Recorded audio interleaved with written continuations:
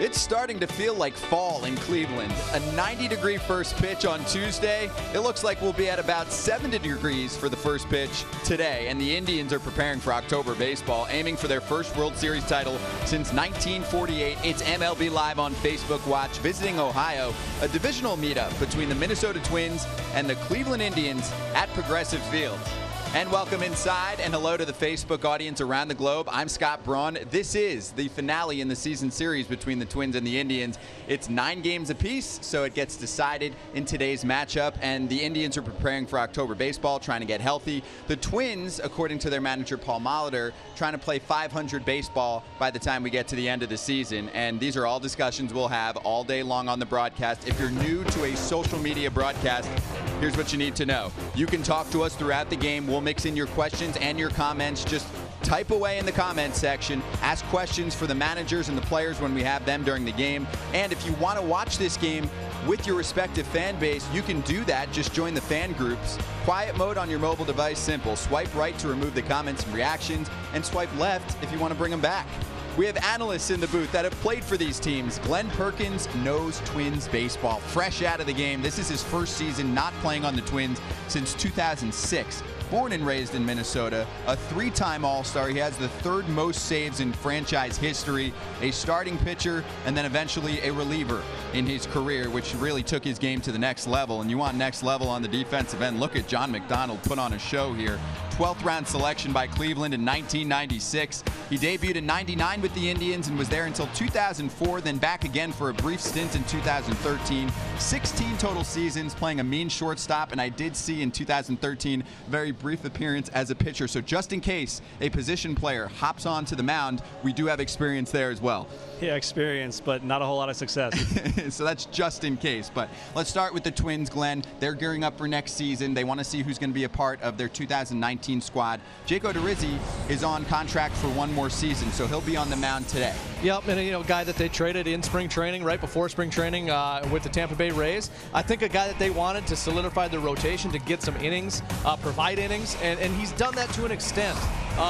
His last time out was actually the first time that he went more than 6 innings in 30 starts. So he had 7 innings. He pitched well, deeper into the game, and I think that's something, into September and into next year that they're going to look for. Hey, can this be a guy that's going to get into that 180, 200 inning range and be a kind of a rock and a guy that they can put with Gibby and Barrios and let him ride. He did finish strong last season for the Tampa Bay Rays and then traded around spring training time over to the Twins, and you can see the starts of 6 innings pitched or less, one of the longest streaks in MLB history. So we'll try to start a new streak going 7 innings or more for Minnesota, and it's going to be a tough test for him because this Cleveland Indians lineup, it's dynamic. They can swing it, they can run, and they're led by the dynamic duo of Jose Ramirez and Francisco Lindor, John, all year long. How impressive are they? Yeah, they're impressive. They're fun to watch in so many facets of the game. 2 MVP candidates. They hit for power, they run the bases, they steal bases. They're smart in the field, they're smart at the plate, they prepare really well. Anyone that watches this combination play is going to see 2 of the best players in the game, and you're just seeing them at the 24 and 25-year-old seasons. I mean, it's exciting to be able to see them, not only play together, but grow in this game and become superstars. We haven't seen many weaknesses from this bunch. The left side of the infield, elite defense, and Francisco Lindor with his 20th stolen base in this series means that both of these players have 20-plus stolen bags, along with 20-plus home runs. Ramirez, of course, with 37 already this season. That is 3rd in the American League. And for more on this Cleveland Indians offense, our social media reporter Jackie Redmond joins us. Thanks, Scott. Let's talk about Michael Brantley, one of the longest tenured players on this team. And when you look at his career, he truly started at the bottom with this club. Debuted in 2009, team didn't make the playoffs till his 5th year and didn't win a playoff game until his 8th season. And now here they are on the verge of winning a 3rd straight division title. So I asked Brantley this morning, when he looks back on that journey, what stands out to him as the turning point for this team's recent success?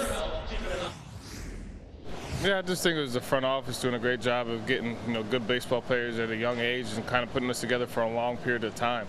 If you look at our roster, we had guys that were playing 5 or 6 years together and kind of came up together and learned from each other and kind of pushed each other to get better every day. Does it kind of feel more like a family now than it ever has before? Absolutely. I mean, we're all kind of came in here young with no kids. Now we have kids. You grew up together. Yeah, we grew up together. You know, we matured as men together. We got married. I mean, you name it. So it's a family atmosphere around here. All right, well, you got the rubber match today against the Twins. You guys have a pretty big lead in the division, so you're not really worried about your position in the postseason. How do you guys stay motivated as you wait for October to get here? We just got to make sure that, you know, we go out there and play competitive baseball every day. That we don't look at the records, that we go out there, take one game at a time. It's win today, you know, try to win the series, and, you know, just be good teammates and just try to push one another to get better every day. Obviously, you know, we're on Facebook today for the game. So are you cool to answer a couple fun questions to end this interview, non-baseball related questions? Let's go. All right, so you came off Players Weekend, right? Yep. You had your nickname, which is obviously a nickname that you don't mind. Have you ever had a nickname that you hated, and what was it?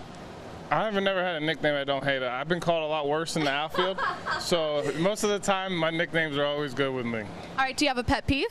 Do I have a pet peeve? Yeah. If you call me and you don't leave me a message, I don't understand why you called me. You called me for a reason to say something, so leave me a message and I'll get back with you. To add to that, when someone calls you and you call them right back and they don't pick up. Yeah, even worse. Yeah, you called me you needed something from me, you know? Yeah. Yes, exactly, exactly. Your first job was TGI Fridays, right? Yeah. If you were to go back to a TGIF's, what would you order? The cheesecake, vanilla bean cheesecake. I absolutely love vanilla bean cheesecake. By the way, Brantley's favorite player was Ken Griffey Jr., who actually played with his dad back in the 80s, but he doesn't remember ever meeting him because he was literally in diapers. But fast forward to Brantley at 21 years old, approaching Griffey at a ballpark, only to hear him say, "No need to introduce yourself. I already know who you are," which Brantley said stopped him in his tracks and was very, very cool. But don't expect to see Brantley rocking that backwards hat style. He said, "No way, man. That's Griffey's thing."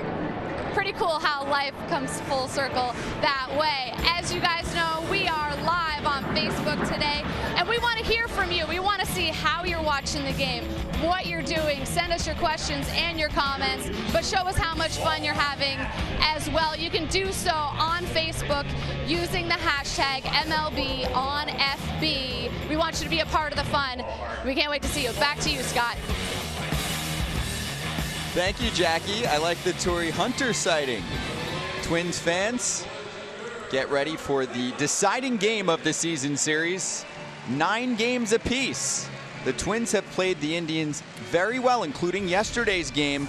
They win 4-3. Cleveland took game 1 of this 3-game series on Tuesday, 8-1, and they are sitting pretty at the top of the American League Central, 75 up, 57 down. The Twins in second place. The rest of the teams are 20-plus games back. Cleveland going for its 3rd consecutive division title. They are well on their way, and let's set up the lineup for the Minnesota Twins, the visiting team. And Glenn, this is an offense that has gone through its ups and downs, and obviously it looks very different even from the last game that we did about a month ago. Yeah, it is. You know what? Good to see Joe Mauer bat and lead off, which they've started to do recently, and I think he's fitted well there. Logan Forsythe, they got at the turning deadline. Bat second. Ed Rosario struggled a little bit lately. Had a big hit last night, double a pitch way up above the zone, but he'll bat third. Miguel Sano back up from AAA. I guess he went all the way back down to high to kind of reset his season. He's going to back clean up. Max Kepler back in the lineup today. Batting 5th. Mitch Garver's going to catch. Bat 6th. In place of Williams Osadillo, who hit his first career home run last night. So Garv's behind the plate. Jake Cave back in center field again tonight. Tyler Austin, first base. He's going to bat 8th. And then Ari Adrianza is going to play shortstop and bat 9th. Paul Molitor, last year's manager of the year in the American League, and Mike Clevenger on the mound, aka Sunshine, if you were paying attention during Players Weekend. This is a career year for him. In 26 starts, a 3.30 ERA. He's been even better in the second half of the season, and this is his first full season up in the big leagues. Yeah, and talking to some of the guys before the game, and talking with Carl Willis, the pitching coach. You know, he feeds off his intensity. He's a very intense, kind of high-energy pitcher, and his slider command, I think we'll see today. If he has that, that's going to be his key to success. Along with that is the slider and the curve, not letting them kind of mix together, but being 2 separate pitches. And like you said, he's going to have to step up in the absence of Trevor Bauer. kind of in uncharted territory for him, and so we'll see here today and going down the stretch how he does. First pitch delivered low to Joe Mauer with that .351 on base percentage. That's why he's at the top of the lineup for Minnesota, and 10 for his last 30 during a 7-game hit streak. 6-time All-Star, 2009 MVP, on the last year of his contract with the Twins, and Clevenger just missed. It's 2-1. Lou asking, Lindor and Ramirez, or really stating, John, need a rest. We spoke to Terry Francona about that this morning, and he said he's going to mostly let them play even through the month of September. There are some off days that build themselves into the schedule, and I think Frankie got an off day before the Boston series, and they just had another off day too. So I know those two guys, they're young, they want to play. They've got a good idea when they need a day off.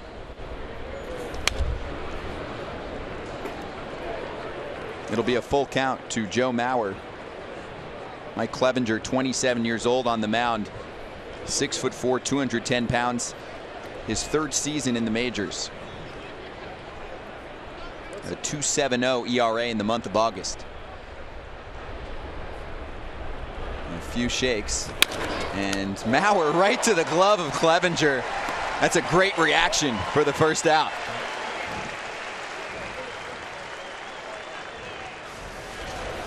I think Francisco Lindor wanted that ground ball. He was right up the middle. It was going to bounce right to him. He threw his hands in the air. He was happy that Mike fielded the ball, but I think he was looking forward to getting his first ground ball of the day. Clevenger said, "Look what I found."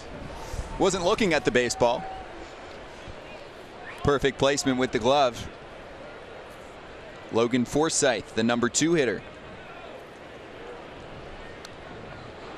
Those are his numbers with the Twins.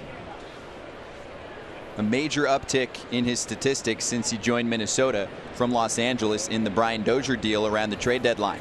When we talked to Paul Molitor before the game, we asked about him and how it's kind of gone, and he said, it's a weird situation for a veteran guy to come from a contending team to a non-contending team, but when he showed up here early on, I think he had something along the lines of a 10-game hitting streak, and then he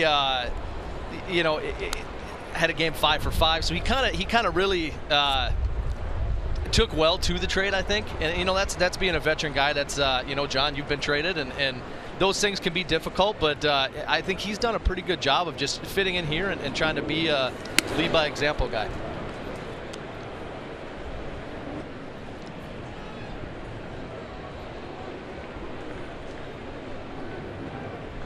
A ball and 2 strikes to Forsythe.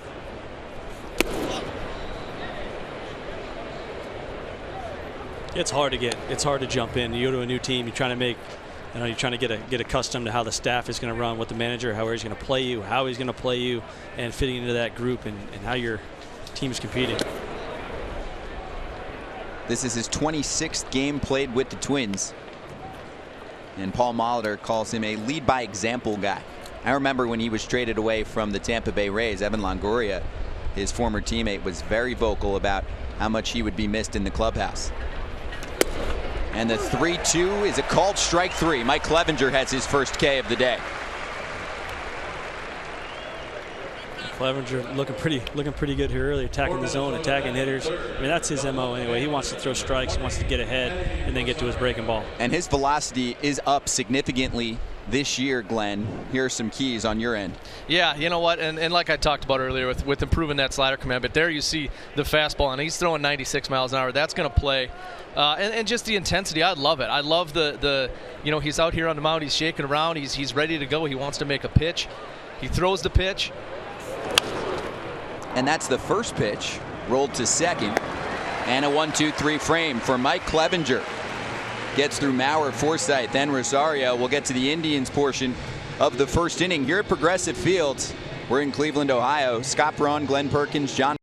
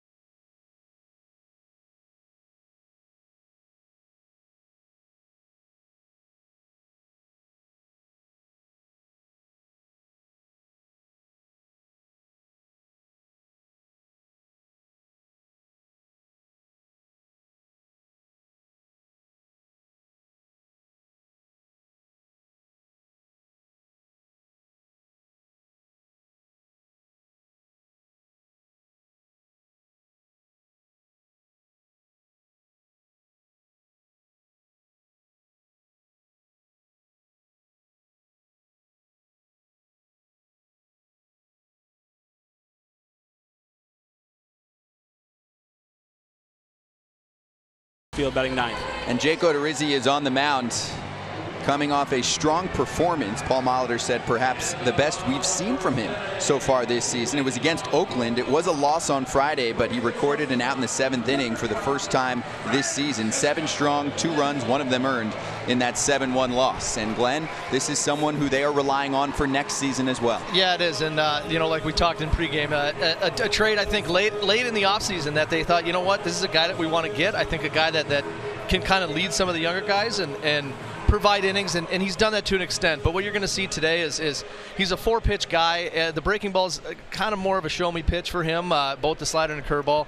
And he's really he's a fastball up and he's a splitter down in the zone. And when he's looking to get a strikeout, you'll see him try to elevate that fastball. First pitch taken from Francisco Lindor. It's a strike, 0-1. Lindor leading baseball in runs scored, 109 this season.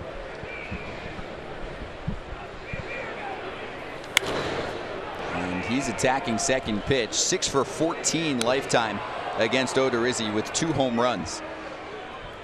You know, and as it goes with this game, and I think we'll see as we go along that, it's not the walks, it's not the lack of command from Odorizzi. You'll see a lot of foul balls just like that, where their guys are going to fight and battle. He's around the zone enough that he ends up getting into just pitch count issues, mostly based upon the fact that he may not be like a high strikeout guy, a swing and miss guy, and so there's going to be foul balls, and that's something that he's going to want to watch and pay attention to as this game goes on, and again, just trying to be a guy that can provide innings and quality innings at that. But he did it in his last start, and we'll see if that starts a trend or or what happens.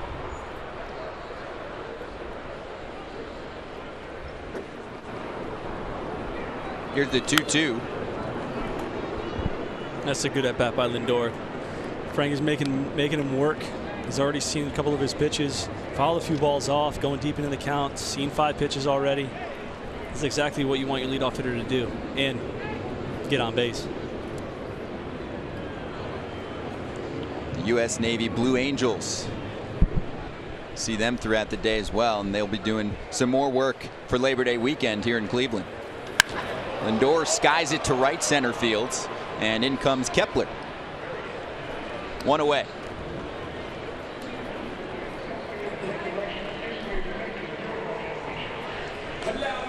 And this is the rest of the defense for the Minnesota Twins. And Glenn, still no Jorge Polanco in the lineup, so A-Ray Adrianta takes his place. Yep, and he's battling a little bit of a hamstring thing. And I think, from what we heard from Molly before the game, probably later on this week, maybe in the next couple days, he'll be back out there. And he came back from his suspension and has actually played pretty well and kind of held his own, gotten back into it. And, you talk about this defense and the difference between this team and their record and the defense this year and last year. And I think the biggest thing that you see and the guy that's missing is Byron Buxton with the health issues and the lack of performance that he's had this year. Other guys have had to step in. I think they've probably played. All 3 of these guys that are out in the outfield today have played center field today, along with Buxton and some other guys. Astudillo actually played a game in center field. So that kind of look at struggling defensively leads to more struggles, and that's something that they're going to have to try to figure out going forward, especially with Byron. A ball and a strike to Michael Brantley. Second hardest player to strike out in Major League Baseball. Only punches out 8% of the time. Andrelton Simmons at 6%. Shortstop for the Angels. You can see the last 24 games here in the month of August. He has boosted his numbers back up, a .330 hitter this month. Miguel Sano just ran from third base to the second base side of the bag. The Twins opting not to move Adrianza over. 1-2, lazy fly ball. It's for Sano in short center. That was perfect. They moved him. They knew where he was going to hit the ball. Perfect. Isn't it amazing how that works out? How much has that changed since you played? I love it. We were trying to play where they were going to hit it early on. We weren't really calling it shifting. It was more like, hey, this is where they're going to hit it. This is where we want to play. Brian Butterfield in Toronto, right when I got there, we started doing a lot. We started doing the over shift. We started putting a rover out in short right field. And I loved it. I mean, if you're going to hit the ball, we want to put fielders there. And if you don't want to change your approach,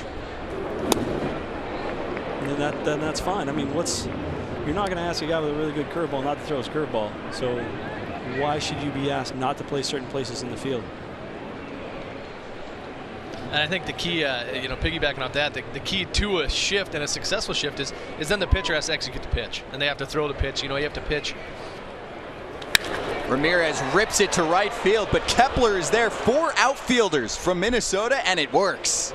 Kepler covering the right field line, and it turns into a nice, clean bottom of the first for Jake Odorizzi.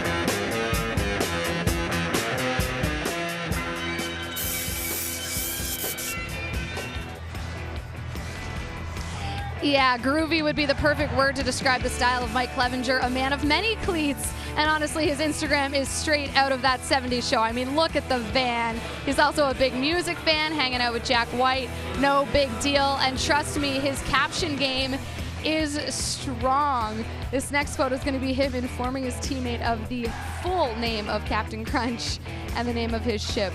Guys, we talk a lot about players that are good for the game. Clevenger is certainly one of those guys. A great ambassador for baseball with a lot of personality, and he made a point during Players Weekend to actually thank Major League Baseball on his Instagram account for embracing the unique personalities around the league. Scott?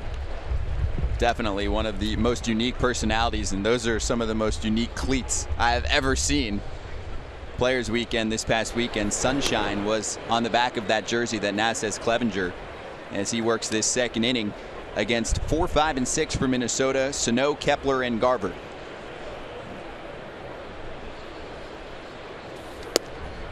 It's 2-1, and many questions we received his first time around against the Twins lineup. Sounded like this from Chris Kennedy. He said, doesn't a pitcher have to come to a set position before throwing? I'll leave that to you, Glenn.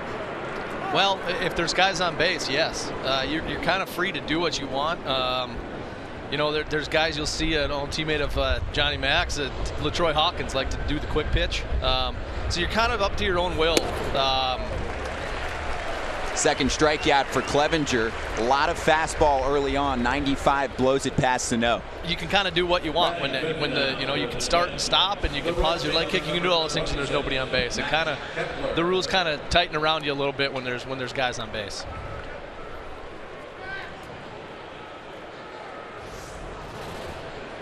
That fastball is working early, and a lot of movement to it. First pitch swinging Max Kepler, and that'll go out of play.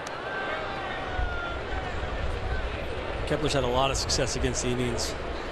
He has, especially here at Progressive Field. I think this is probably one of his favorite places to play. I know he had a year or two ago had a 3-homer game here, and he likes that short porch in right field. He's just 1 for his last 15. His numbers in this ballpark: 6 home runs, including a 3-homer performance in August of 2016.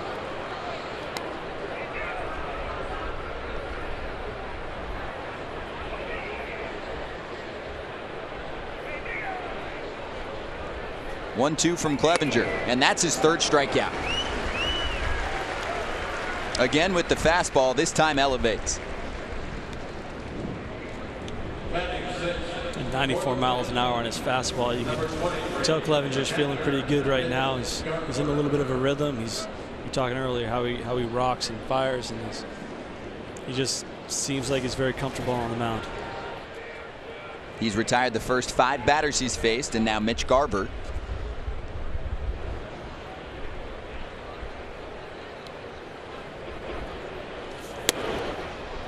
As an infielder, you really feed off of what your pitcher's doing, their rhythm, their tempo.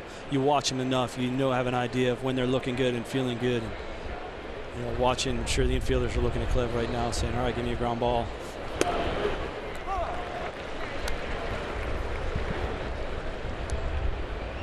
There's that curveball we talked about early on. That one almost looked a little bit slurvy, but I think he's got that fastball going pretty good. I feel like he might be riding that one for a while and kind of waiting for, as a pitcher, I would, if a guy couldn't catch up, if the team couldn't catch up to a fastball, you're going to keep going to that until they make you do something else. So I think we'll see a steady diet of those high heaters.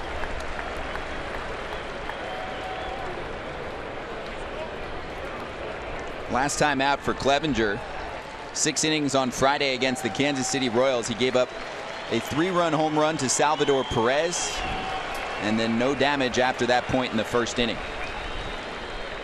His 2-2 missed away. Crowd wanted it. Clevenger wanted it. I think Roberto Perez wanted it. He framed it. Roberto Perez framed it like he wanted it.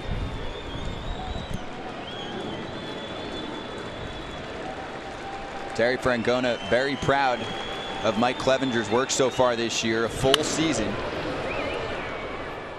for the first time, and he did mention to us this morning that he is forcing a little more power, a little more velocity, and that is causing command issues time to time, although the results don't really show it.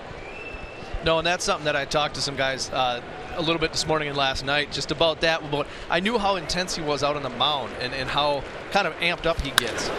It is through the right side for a base hit. Mitch Garver with the first hit of the afternoon, and Minnesota has a 2-out base runner. And I asked if that could affect him during a game. Can he take a deep breath? Can he slow the game down? And everybody that I've talked to said yes, he can. He's out there. He's fiery, but he will take a second. He'll step back and kind of try to regather himself. And I mean, that's the hardest thing, especially as you get later into a season and your first September of a full season. That's something different than you see in the minor leagues.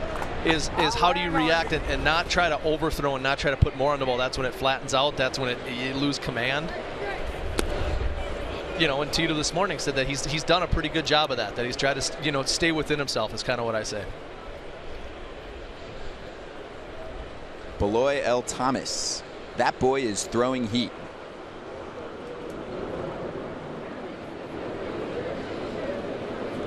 1-0 to Jake Cave, delivered for a strike.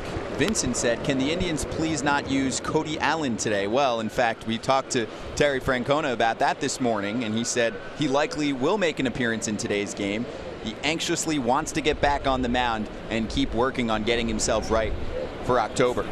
Cave on the ground, a few hops for Kipnis. And that'll do it for the top of the second inning. So a base hit off Clevenger. Garver is stranded. And we'll get to the bottom of the second here at Progressive Fields. And let's go over the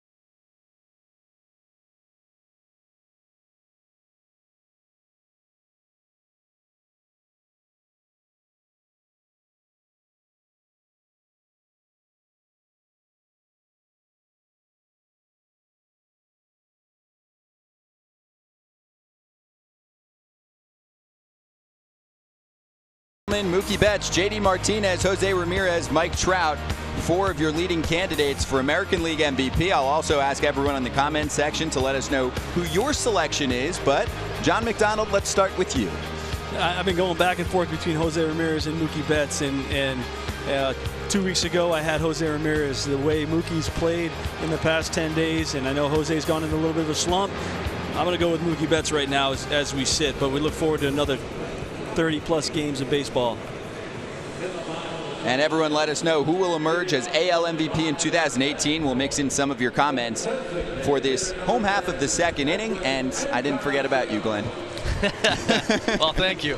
No, you know what? I mean, Jose, the way he started, the way he kind of carried it through, and yeah, the slump, you know, and then Mike Trout. I feel like it's so easy to forget how good he is because he's so good every year. And talking to John before the game today, I kind of compared in a way to LeBron James, and that you end up comparing what he did in a season to what he did the year before because there's nobody on his level.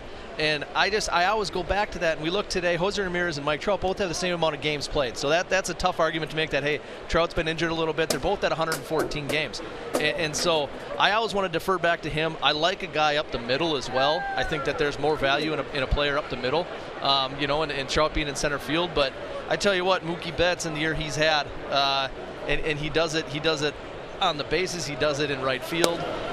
It's a tough argument. I think if I'd probably put Betts first and Trout second and Ramirez third right now. Janet Aldrich saying, Jose Ramirez, is there any doubt? And that received a few likes. Michelle, Jose Ramirez. Kathleen with the wild card here. Michael Brantley for MVP. Mac, MVP equals J-Ram. David Perry. Jose Ramirez is my selection. Mike said, when is MVP voting? So you hand in your vote when the regular season ends. It has nothing to do with the postseason. Just a reminder, as Edwin Encarnacion with the half swing as a strikeout victim, it's the first of the day for Jake Odorizzi. I think if you live in the Northeast Ohio area, you're watching something that you haven't seen from a third baseman here with a Cleveland Indians uniform in a long time. It's impressive the year that he's putting on, and he plays every day. He plays a tremendous third base. He's one of my favorite guys to watch in the league. We were talking earlier in the day about Matt Chapman and how much fun he is to watch play third base, and Jose is in that same category. Odorizzi facing Yonder Alonso. We have some write-in candidates as well. Terry saying Alex Bregman. Mick going with Chris Davis. I think Chris with a K, Davis. Chris with a K, Davis. Yeah. Yes, they know how to spell the first name. Not the Baltimore Orioles first baseman, who once was the best power threat in the big leagues. Nathaniel also going with Chris with a K, Davis. Tell you what, you do got to give a guy props that can hit that many homers playing out there. That's a big ballpark, and he obviously does something special. You know, we're not even, we saw that graphic, but we're not talking about Francisco Lindor, and he's having one heck of a year. He's playing shortstop for a team that's winning their division, you know, arguably one of the best players in baseball, having one heck of a year. He's getting on base for Jose Ramirez. He's leading the league in runs scored. How many homers does Francisco have? Francisco Lindor is at 29 home runs. He is homerless in his last 18 games, but plenty of pop in that bat. Here's the 2-1 to Alonso. Over to the right side. And 2 gone in the bottom of the second. Melky Cabrera coming up next. And this is a good time to remind you about sending in questions for our guests throughout the game. Our first guest is coming up after this last out of the second inning. Robbie Grossman, who had the key hit in yesterday's game off Cody Allen, turned a 3-2 deficit into a 4-3 lead in the 7th inning, and the Twins went on to win by that score. So yes, you can show us your pictures with that hashtag, but also in the comments section, get going. Any questions you have for Twins outfielder Robbie Grossman, he will talk to us after this second inning.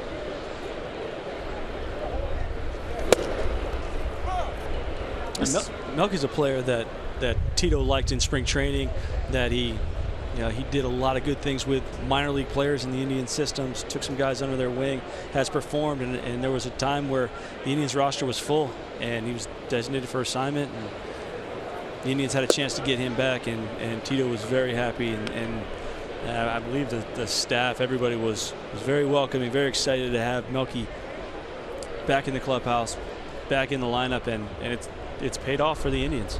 That was back on June 14th, designated for assignment. Going the other way to left, Rosario closing in, and that'll do it for the second inning. So 6 up, 6 down so far from Jake Odorizzi. And the Minnesota Twins will bat in the top of the third inning, and Robbie Grossman joining us very soon on MLB Live on Facebook Watch, so get your questions in for Robbie. I know what I'm asking him first. How did this play to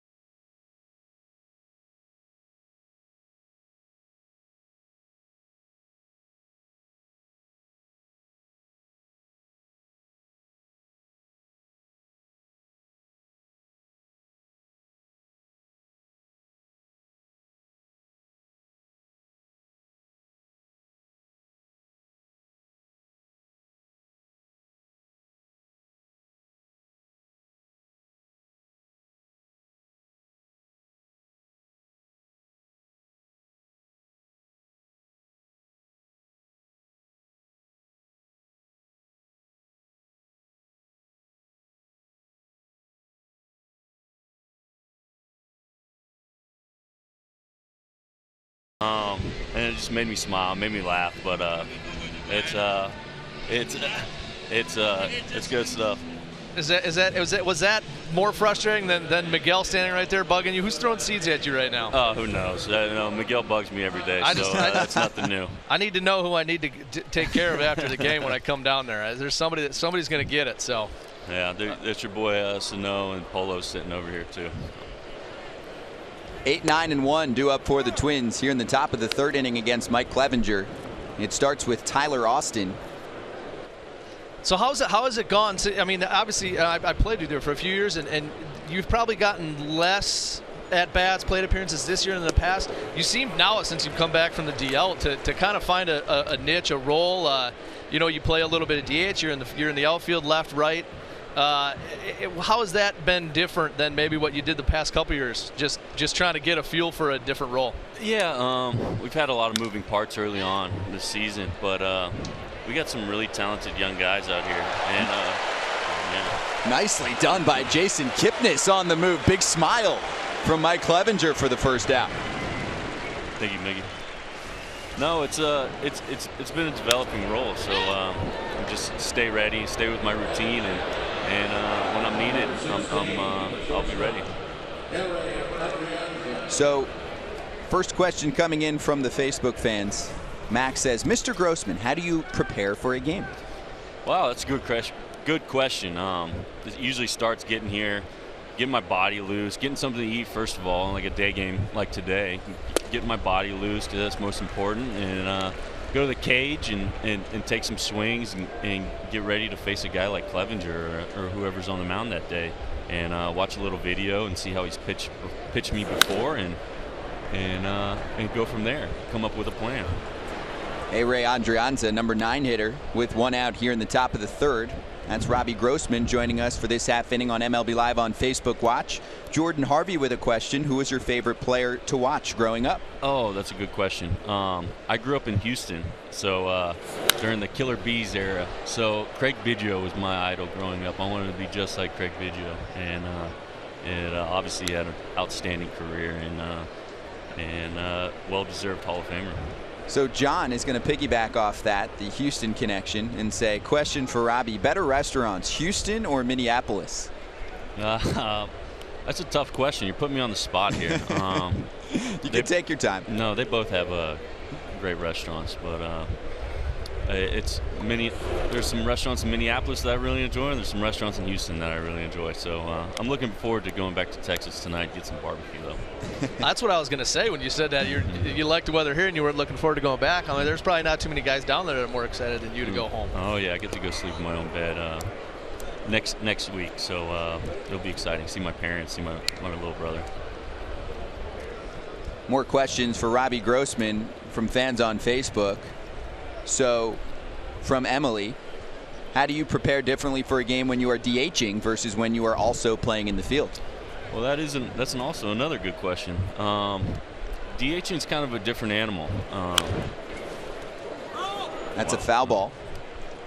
It's different because your bats are so quick, and your impact on the game could be so quick. Whereas you play in the field, you get to be out there, throw the ball around, catch some fly balls, whatnot. And DHing is I've come up with a kind of a unique routine. Is I kind of go sit inside and watch the game from inside and take my swings and stay loose in the weight room that way. And then when it's my turn to hit, I come out and hopefully do my job. Adrianja watches strike 3 from Mike Clevenger, and it's his 4th strikeout already this afternoon. Let's mix in a few more for Grossman before he gets on his way. Hey, Robbie, John McDonald up here in the booth. Watched the video and last night watching you get that hit, and obviously a big moment in the game. You round first base pretty stoic, as if it's just another knock. Some of those hits they are, but getting a hit off of Cody Allen in that situation, was that any different for you? Oh yeah, I was talking to last night to reporters here that Cody's got me many times, and I was glad just to get him. I was hoping maybe we could scratch another one off for insurance, but just how baseball goes sometimes. And we're lucky enough we got the win and we finished the job. Robbie, let's finish with this. Ryan says, Mr. Grossman, everyone's very polite. What will you do for fun once the season ends? What will I do for fun? Probably first things first, I'm going to go home and go fishing with my dad. We go down to the bay in the Gulf of Mexico and go catch some redfish, and I'm looking forward to that. That sounds good to me. Robbie, thank you so much for the time. We appreciate it during this half inning. Well, thanks for having me on, guys. All right. Robbie Grossman hanging out with us here in the top of the 3rd inning at Progressive Field. Mike Clevenger putting on a show right now.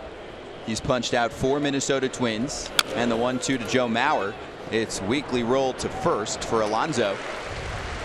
And that will sit down the side in order. Clevenger has done that in 2 of his 3 innings worked so far. And Jake Odorizzi, 6 up, 6 down. And we'll see how he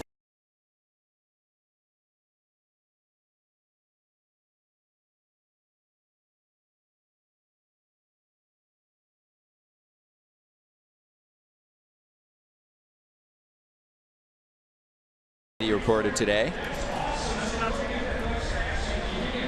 and she'll be joining us in just a moment. High fives there from Mike Clevenger for all of his teammates as they enter the dugout, and we'll go downstairs to Jackie. Thanks, Scott. Well, obviously, this game is airing live on Facebook, so we got to work in some social media somehow. We already showed you Mike Clevenger's Instagram, and it was, of course, very groovy. But let's check in from around the majors and see what's going on in today's social scene. We start with Corey Kluber, and this is really funny. He had a beard bet. He started growing that beard at Christmas, and his wife Amanda said, I bet you can't make it the full season, but it turns out she's the one that got sick of it. Elsewhere, happy 30th to Elvis Andrews. And talk about a throwback picture. That's Manny Machado alongside 2 members of the Marlins 2003 championship team, and the throwbacks aren't done yet. Dylan Betances from 15 years ago, and Jake Arrieta, 20 years after narrowly missing a trip to the Little League World Series, got a chance to take in the action. This one is good as well. From 2009, Clayton Kershaw taking a look at Cowboys Stadium. And then Justin Turner, obviously, football season around the corner, fantasy football, everyone getting ready for their drafts. That's a look at the team's draft board so that fans could get in on the action and comment on everybody's team. And one more note on that Justin Turner fantasy football post. The Clubbies actually had a team as well. So I'm just going to say this, Scott, go Team Clubbies. I'm with you. Hey, the clubbies might know what they're doing. That's a smart group usually, the clubhouse attendants. Looks like she might be checking out some of those pictures that we just showed on MLB Live on Facebook Watch. Do either of you participate in fantasy football drafts? I did it for a long time, and then we started having kids, and it was not enough time in the day to be able to put your full attention into fantasy football and raise kids and play baseball at the same time. Glenn, was there a fantasy football draft for the Minnesota Twins? There was, yeah. And the league's been going on. The Bobby Dory Fantasy Football League has been going on since the 80s. Wow. He was a chef at the Metrodome way back when, and started a league, and it's still going. I started it in 2006, and then 2 years ago, I was done it with Joe Nathan, and then 2 years ago, I did it by myself a couple years, and then 2 years ago I got one of our PR guys to help me out, and we won it last year. And so I'm actually still in the league because I got to defend my crown, even though I'm not a team. So I'm a shadow owner of the Meat Smokers. That's a very fitting name. Yeah, and then I actually got in another one with some friends this fall. So I'm actually going to do that one. And I don't watch football like John. I got kids and I don't have time. I said my only promise to you guys is that I'll make sure that I don't start a guy that's on a bye week or a guy that's hurt. So other than that, I don't know how good my team's going to be. I don't really do the waiver stuff and all that. I just don't have time. But you check the stats and you're in good shape. Yeah, and if anything, it gives me something to, hey, if I got some downtime, I can at least see how these guys are doing. It lets me pay attention a little bit, but not a huge football guy. The Vikings have broke my heart too many times. Jason Kipnis facing a 2-2 count. 28th pitch of the day from Jake Odorizzi is spoiled away, and we're watching pitch efficiency. So second most pitches thrown per inning in Major League Baseball this year. Odorizzi 19 pitches per inning, so he's been much more efficient so far today. And Paul Molitor said in his last start, when he went 7 innings for the first time this season, that he was just more crisp. Well, and that's kind of, I think we touched on that early, just with the foul balls and that's how pitch counts get run up. Breaking pitch, and Kipnis handles it to left field. That's a fair ball. A little floater to the left side. He's going for 2 and sliding in safely as the ball skips away from Logan Forsythe. It's a double to lead off the 3rd inning for Cleveland. Great job by Kipnis pulling his hands in. I mean, the Twins opened up the whole left side of the infield, so Kipnis just putting a ball in play that way, had a chance to get a hit, gets it out in the outfield. It kicks toward the tarp down the left field line, and he's got a nice hustle double. The way this lineup is set up, I feel like it's built for the postseason. This is the toughest team to strike out in Major League Baseball and one of the top running teams in this sport. Both facets that work well in the month of October. Well, and I think that the starting pitching that they're going to run out there isn't going to hurt them either. And I think there's a bunt drop down for Odorizzi. His only play is to first, and moving to third is Kipnis. So with 1 out, the Indians will have a chance to drive in Jason Kipnis for the first run of the game. You don't see this type of small ball all that often, especially here we are in the bottom of the 3rd inning. It's the bottom of the Indians lineup. Roberto Perez laying down a nice bunt. It's a Tito Francona looking, hey, we want to score a run. First team that scores in a ball game has a much higher percentage chance of winning, and they want to push this run across here in the 3rd. And there are very few that can execute a bunt so well nowadays. Roberto Perez handles it. He's outstanding. I would say he's one of the better bunters on this team. He's had a tough season at the plate, but pitchers love working with Perez, who's hitting just 154 this season, lowest mark in baseball, but the sacrifice executed well. Kipnis at 3rd, and this is Greg Allen in the 9 spot. He's been a spark plug at the bottom of the lineup. Here's the bunt again. Kids, watch and learn. Now this does a lot. I mean, obviously it gets the runner to 3rd. There's a runner in scoring position with less than 2 outs. But for Roberto Perez, it's confidence. He's contributing. He just contributed. I mean, obviously his batting average isn't where he wants it to be, but he just executed something to put himself in a position to score this first run. And he's in the dugout right now wanting Greg Allen to get this job done for him to validate his job as well. It's Allen, and then back to the top of the order, Francisco Lindor waiting on deck.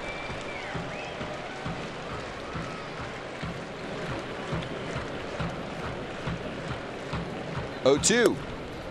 he doesn't bite. And this is what we talked about with Odorizzi here. Obviously a time guy on third, 1 out.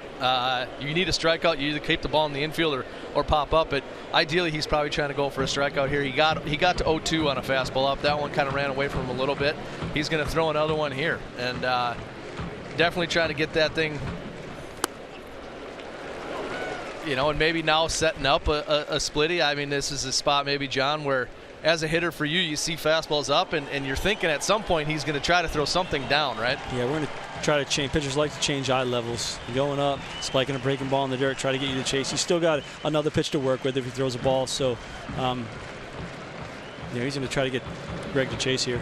Infield in, 2-2. And Allen again watches. And we're wrong.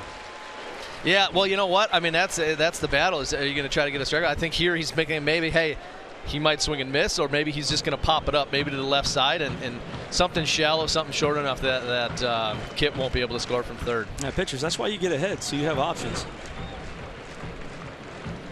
Payoff pitch, 92. It gets past Greg Allen for the second out. It's the second strikeout today for Jake Odorizzi. And here comes Francisco Lindor.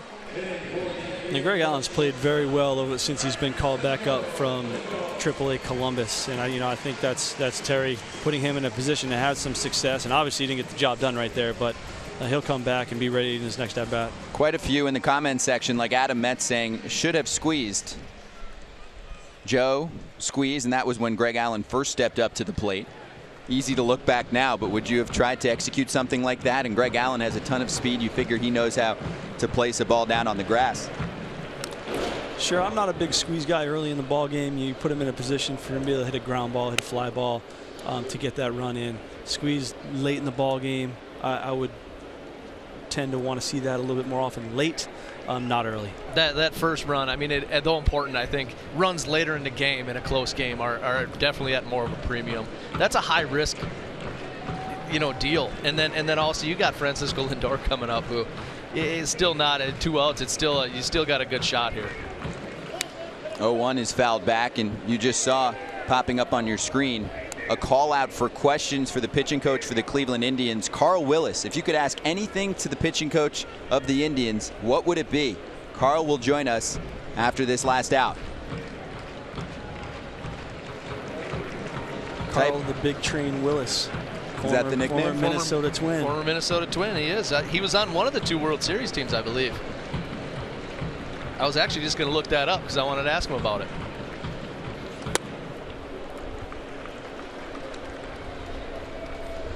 Scott, how many games has it been since Francisco's last home run? You said it earlier. 18, and Rosali just said Lindor due for home run. Yeah, I'm thinking the same thing. In this situation, he's already seen him once. I mean, obviously he's going to hit another home run the rest of the year. Sitting on 29 home runs this season. 37 for his teammate Jose Ramirez. The switch hitting leadoff hitter, all-star shortstop for the Indians. 1-2. This is part of why it is so difficult to strike out most players in this Cleveland lineup. They foul off pitches, and since 2017, the top 2 in extra base hits. You're watching them today.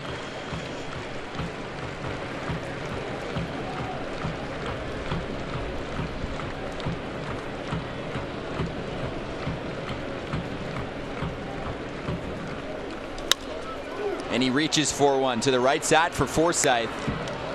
A nice job by Jake Odorizzi. Man on third, 1 out, and no damage done. So we're scoreless after 3 innings.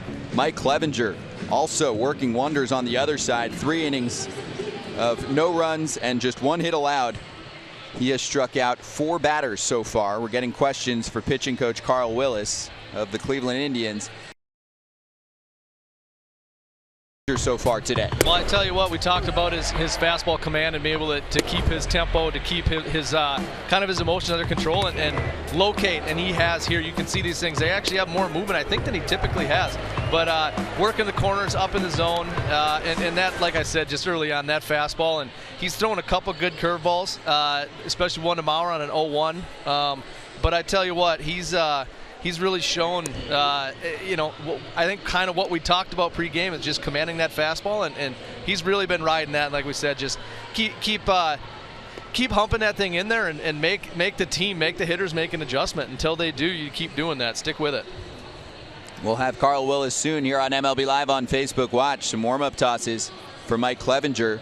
He's about to face 2, 3, and 4 in the lineup for Minnesota. Logan Forsythe, Eddie Rosario, and Miguel Sano. 2 of those 3 batters struck out. And a ground ball out for Rosario back in the first. Twins checking in at 62 and 70 on this season. Cleveland leading the division by 13 games. Excellent starting pitching all year long. And also, going back to spring training, they wanted more from their starters lengthwise, and they have definitely received it. And this is led by pitching coach Carl Willis, who joins us on MLB Live on Facebook Watch. And Carl, thanks for joining us. Let's start with David's question. Is Andrew Miller going to be okay for the playoffs? Well, we certainly think so. You know, he had a little bit of a setback with his shoulder. But as of right now, we're looking at 10 days to possibly 2 weeks, and we should see him back on the mound. Kaylee says, how is Trevor Bauer doing with his recovery? Trevor Bauer is doing fantastic. You know, the good thing is he's such a hard worker. The guy lives to pitch, and we're able to keep his arm moving. He's throwing at maximum intensity, and we should see him back soon. And Carl, many questions about Cody Allen and what we saw yesterday, and we mentioned how we saw Terry Francona this morning saying he'll try and mix him into today's game as well. But overall, what have your conversations been like with him lately? Well, there's a little bit of inconsistency, but we feel like we've spotted some things mechanically, and I think that's allowing him to free his mind up and hopefully get him in the day and get him back on the right track. Carl, thank you so much for joining us. We appreciate the time. Good luck the rest of the way here. All right, thanks a lot. Quick visit with Carl Willis, pitching coach of the Cleveland Indians. All good questions. Everyone wants to know about the health of their pitchers, like Bauer and Miller, and also Cody Allen's effectiveness, as Mike Clevenger has a 2-1 count for Logan Forsythe right now. He struck out looking first time around. How many times, Glenn, did Terry Francona mention Allen's name this morning when we spoke to him and his importance in October? Yeah, I mean, and that's, you know, with like we said, that they have the lineup, the different ways to attack with the home runs and the putting the ball in play. They have the starting rotation, but 3-1, it hits off Clevenger, picks it up and fires to first for the first out. They're going to make sure he's okay. It looks like it did get some flesh. I heard that one slap from up here. That looked like it might have got him right in the thigh or something. Yeah. Back of the calf. That one will leave a mark. He's going to have some seams on the back of his leg after that one. That's in real time. That's a stinger. But yeah, you know, talking about the Indians, their bullpen is going to be critical, and it's all Cody Allen's the guy down there. He's been the guy that's been here the longest. He pitches at the end of the game. They need to get Miller back. The acquisition of Brad Hand, like Tito had said this morning, Hand and Simber together, they're all going to be important, but they need to get Cody Allen going, and they need guys that can throw to 7th, 8th, 9th after Kluber and Carrasco and Bauer and Clevenger throw 6+. And it really starts with Cody. And I talked to him this morning, and really for him, it's just he knows his process is good, and he knows that the results are going to vary. And that's the upside and the downside of a reliever, is that you don't have an opportunity when things are going poorly or when you're struggling to work on them, because you might need to pitch again. And so he was able this morning to go out, throw a couple pitches, try to kind of get his release point back. We talked about how he's got a little bit of a hitch in his delivery and a high elbow on the backside, and so sometimes he has trouble catching up and getting on top of that breaking ball. And that's what I saw last night watching the game, was that he just wasn't able to get on top of it, get out front, and snap it down. You know, but if he can work on those things a little bit every day and get back to where he needs to be, then he's as big of a part of this team as any other guy. Bob Mueller just said our pitchers are baseball magnets this month, because Carlos Carrasco took a comebacker the other day. Yeah, Bauer has a... That's right. That's why Bauer's on the disabled list. Carlos Carrasco has dealt with that his entire career. Well, last year, and that was a big part of the postseason last year.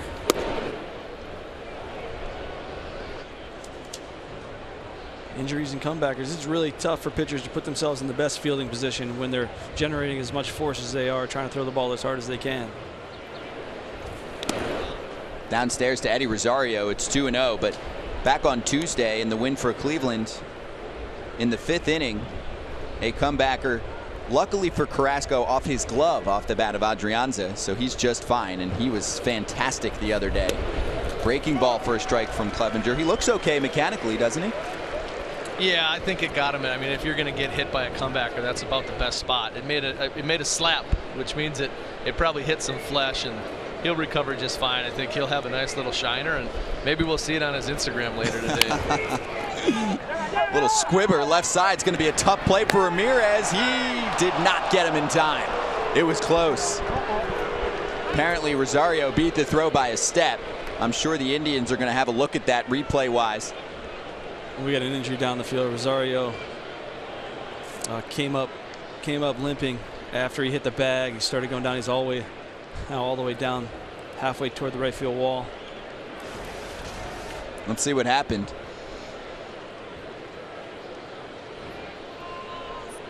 Is that a hamstring usually? Looks like he might be holding his right quad. It looked like he almost put his arm down, but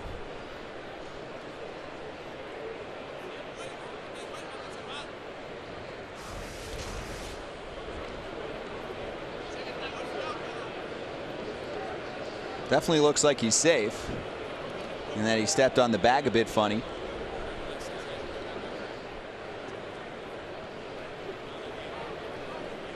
It almost looks like it's something that he's nursing, that he knows was a little tight or sore. He's jogging around. He'll have a few minutes to decide if he's going to remain in the game. Actually, maybe another minute or two on the timeout at this point. Okay, Eddie Rosario at first with the infield base hit. He remains in the contest. He has been the consistent force in the Twins lineup this season. Now going back to Allen for a second, the beauty of what the Indians have right now with their 13-game lead is they can pitch Cody in any scenario or situation that they want. They can throw him on back-to-back days. If he came to them this morning and said, hey, I want to pitch today, it doesn't matter what inning, they have the opportunity to do that. Instead of, in the battle, you don't have to save him for the 9th inning. You've got Brad Hand too. You've got Simber. You've got Oliver Perez that's throwing the ball well. Big cut and a miss from Miguel Sano, who struck out in the 2nd inning. He's 2 for his last 32. He has struck out 14 times during this slump.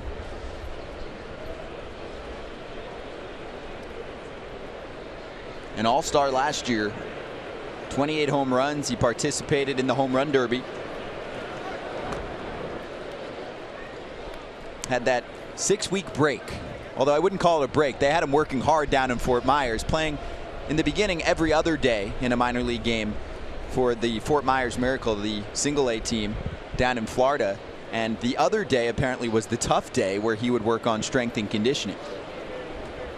Yeah, he came into the season. He left last season, kind of after the All-Star break with the stress reaction shin injury, and he ended up getting a rod put in it this winter. I think he probably had a little bit of a tough time coming back from that, and wasn't maybe where he should have been in spring training and going into the season. So I think they called it a season reset. And I tell you what, when he came out of that, and he still looked good in the field.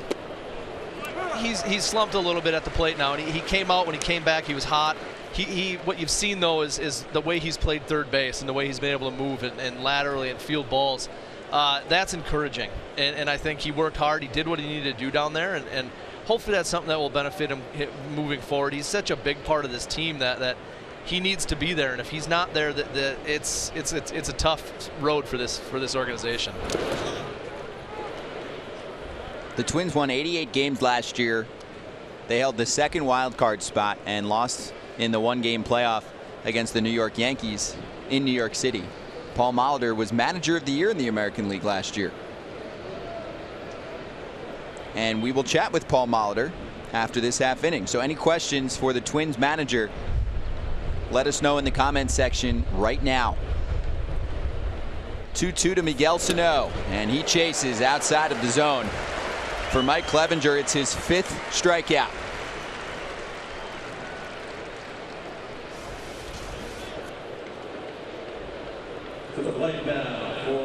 We talked about the efficiency of Jake Odorizzi. Mike Clevenger being pretty efficient himself today, 37 strikes, 23 balls. I mean, throwing a few more pitches than he would have liked to have thrown up to this point, but attacking hitters, letting them put the ball in the play, and obviously he's got the 5 strikeouts. When you have that many strikeouts, you're going to have a higher pitch total. Works a breaking ball for a strike against Max Kepler, who he struck out back in the second inning. You know, it's funny. I was saying how he went through that first time through the lineup, and it was fastballs and fastballs and fastballs. He said, stick with it. He's kind of gone the other way, and it's been a lot of breaking balls, but it's sharp. And like we had touched on, he's throwing his curveball. We've seen a couple sliders, and you know, I know that John had talked to Carl before the game and said he just needs to make sure that those two things don't blend together and kind of become a slurve. And that curveball he's throwing has got some pretty good depth to it right now. And then it opens up things like that where you can throw a curveball and you can throw it in the zone and then come in with that fastball. And this is a situation as a pitcher where you throw that curveball for a strike, you throw a high fastball, whether he fouls it off or swings and misses, that you're probably going to come back to maybe the same thing, but you have the opportunity here to bounce a curveball and up out of the zone.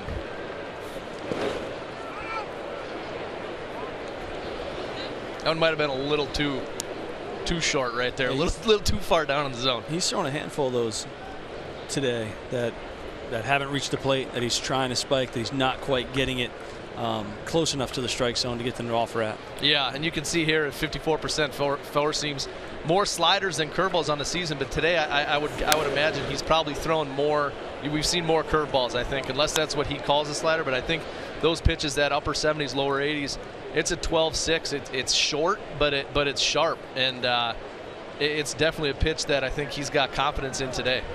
Yeah, 65 pitches so far, 12 of them in the dirt. Those are the 4 pitches he uses this season. The 4-seamer, 54% of the time. 2 balls and 2 strikes to Max Kepler. And he got him. 6th strikeout for Mike Clevenger. Through 4 scoreless innings, just 2 hits allowed, both of them base hits. Twins and Indians scoreless as we get to the bottom of the 4th inning here at Progressive Field.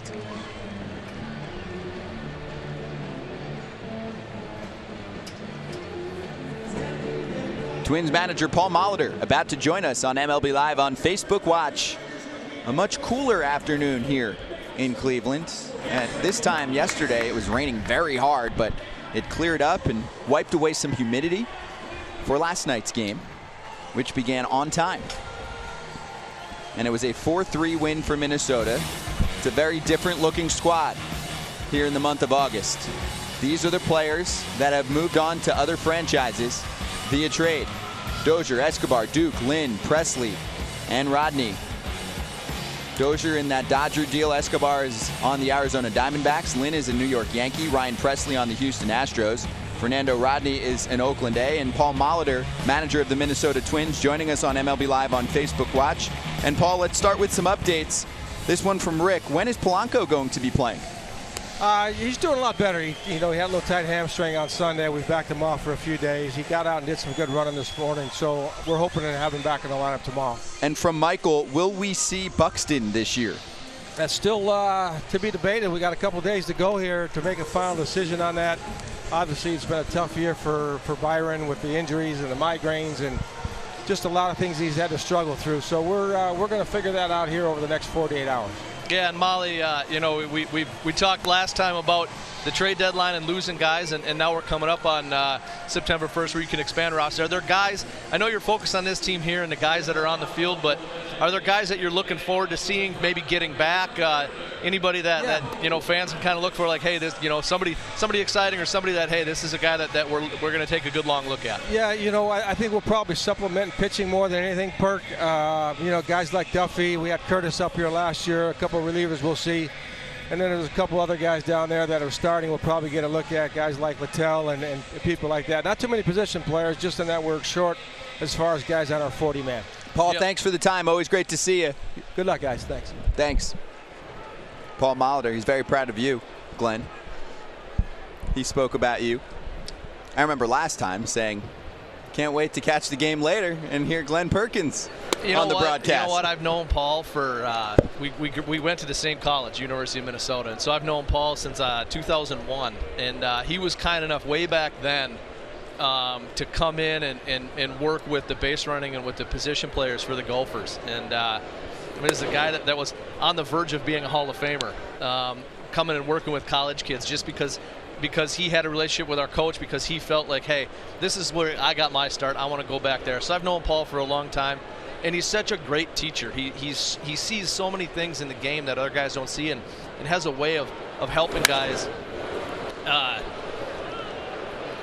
That's out of play. Yes, it is. Sonnell gives it a look. It's a few seats back. Just helping guys with just little things. I mean, he with base running and with getting jumps off of pitchers, and you know, just an incredible coach, an incredible teacher. And it was an honor to play for him, and just to know him, and you know, he set the standard for me for giving back to my alma mater. And you see, if a guy like Paul Molitor can go back and help and do things for them, why can't I? And so, you know, he's an awesome guy, and just he's done a fantastic job with the young guys on this team. 2-1 to Michael Brantley. It's 2-2. Yeah, you almost have to go back there and do more. Right, if he's going back there, that's what I'm saying. I don't want to say obligated, because that's got a negative connotation, but you see, hey, if Paul Molitor goes back, I need to go back, and it's just, for me, it's a no-brainer. And you know what? I also know how much I got out of him, even though he didn't help me at all in college. I mean, he was an infield guy, he was a base running guy, but you know, it just gives you that feeling of like, hey, you know, I got something out of that, and I hope that there's guys that will do the same. Brantley gives it a ride to left center field, and nobody has it. Jake Cave comes up with the baseball off the wall. It's a leadoff double from Michael Brantley with 2 strikes against him to start off the bottom of the 4th for Cleveland.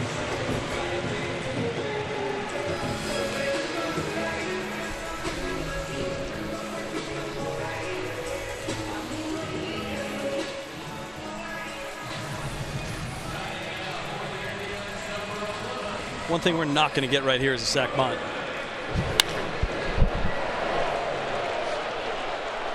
I know Jose's going to try to do a couple of things. He's obviously going to try to drive a ball to the right side of the field.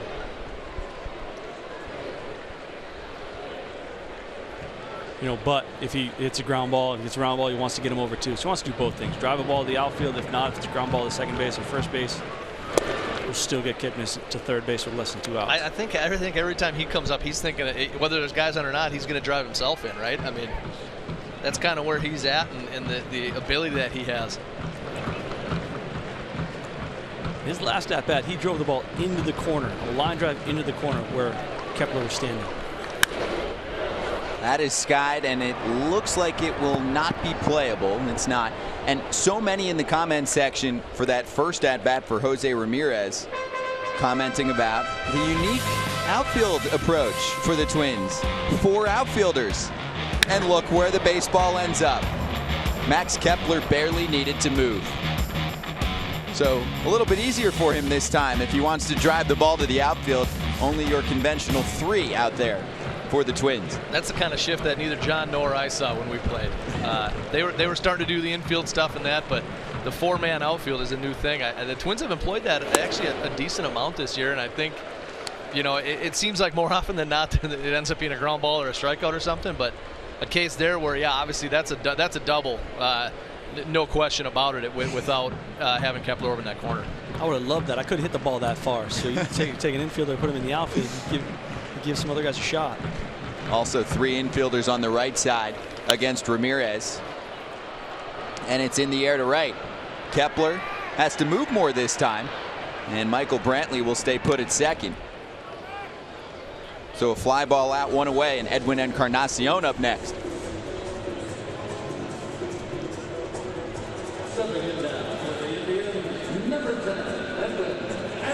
Odorizzi made Encarnacion look pretty bad last at bat on the strikeout, kind of a half swing. You know, but here's the situation, and I don't like this. I don't like the base open thing where you feel like, hey, I can put this guy in, because you are just putting another base runner on. But then it's a candidate with the next guy, you know, not a fast guy, a guy that he got to ground out last time. So it is a situation you're probably going to be a little bit careful with Edwin and try to strike him out. And if not, you put him on first and see if you can turn 2 with Alonso on deck.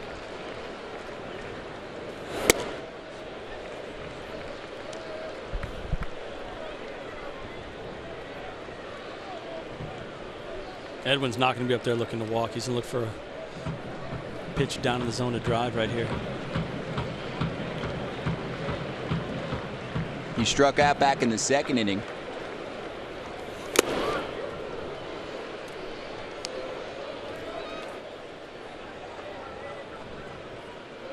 About a week off the disabled list, 7 games now for Encarnacion, where he's hit .320 with 3 home runs and 9 RBIs since his return.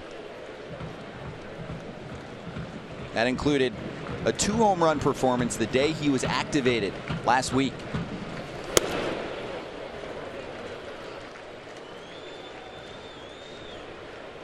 So Glenn, you think he's just going to continue to pitch him safe? I think so. I mean, I think it's a situation where you know who you got on deck, and it's not. I want to say that it's a platoon advantage in the sense of I think Odorizzi's probably better against lefties with that split finger than he has been against righties this year, and he's challenging him, but you don't want him to beat you here. I think it's one of those guys when you go through a scouting report like, hey, you know what? Obviously you got it's the top 4 that these guys don't give in to those guys. Don't let them beat you. You know, and I think that Alonso's a candidate for a double play. And so you got to make sure that if he's gonna pitch to Encarnacion here, he's gonna be around the zone. I don't want to say it's one of those intentional walks, but he's gonna be a little bit extra careful with him here.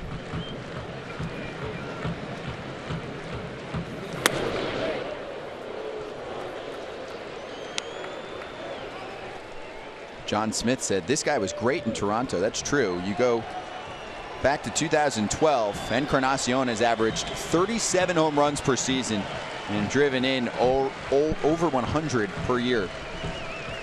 He's been pretty good in Cleveland too, and he wasn't not bad in Cincinnati. 55 pitches so far from Odorizzi. Payoff pitch. And we'll do it again. 3 infielders on the left side against Encarnacion. I feel like almost everyone is facing a super shift today. Well, yeah, and that kind of came in after the, shifting for, I remember it was like a Jim Tomei, was kind of the first guys that they started doing that shift for. And, kind of just a big hulking slugger.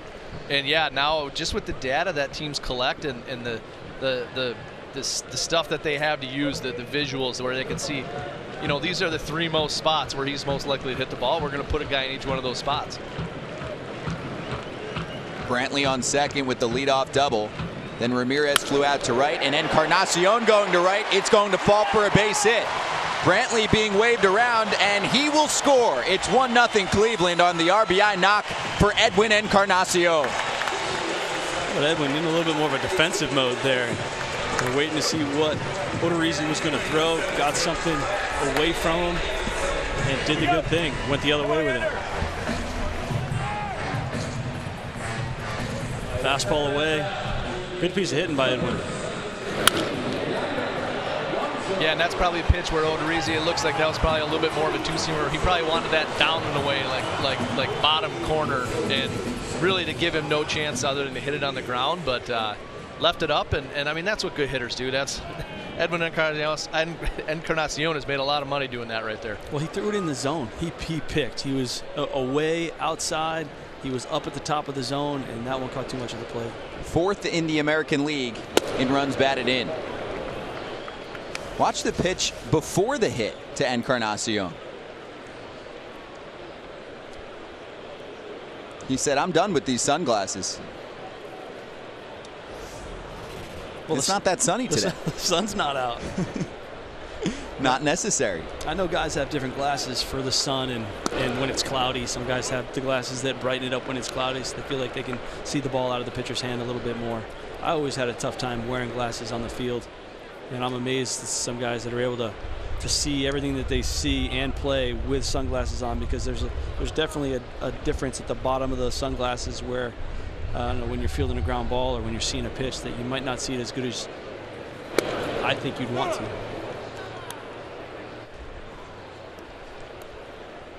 Sano rocking the sunglasses. I feel like he has shades every day. Yeah, he's one I would joke with him. He'd wear him in the clubhouse, or he'd have him on. He at least hasn't had him on an injury, but I'd say, hey man, you got a really bright future. You always got your sunglasses on. So, yeah, he's look good, play good. Style game always on point. Jake Cave in center field. You just don't want to be the guy that loses the ball. You lose the ball in the sun, and you got your sunglasses on the top of your hat. That's where you want to be careful. Yeah, if you have them, you must wear them. Yep. There's Max Kepler. That's what you're talking about. Yeah, he doesn't want to lose the ball in the lights. Pressure is on Kepler, right. And he's had a lot of action. Yonder Alonso takes ball 4. And that will move Encarnacion to second. Umpires too. I got to say, though, day games in Oakland, when there's no clouds in the sky, the sun is right on top of you. If you look up at the sun with your glasses on, the glasses seem to spread out the sun and make it bigger. And you can go either way. You look around at other infielders, and they just want to see. They just want to see the. I want to be able to find the ball. And without the sunglasses, it looks like you can try to block the sun with your glove. But you put your glasses on, you're looking up, and you just don't want a ball to be hit to you in the air the first couple innings of a game in Oakland. Day game in Oakland. They call that a high sky, right? Yes. When you get a high sky, that's when it's tough. High sky, all sun. Mm-hmm. They also have a ton of foul territory to work with. Melky Cabrera up next. And first pitch going after it. So now 7 out of the 15 batters faced for Jake Odorizzi. First pitch strikes. Only about half the time. Well, yeah, and we focused on his pitch count and managing that as the game's gone on. He's lost a little bit here this inning, some longer at bats with Ramirez, with Encarnacion, walking Alonso, and this is where here, like, if you can make a pitch and get a double play, it's going to make a huge difference in how far along you can get in this game.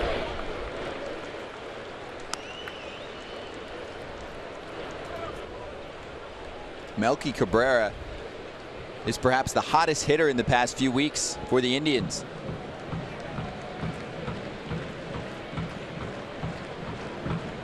Big months for Cabrera and Brantley, who just scored on the Encarnacion base hit. Alonso at first.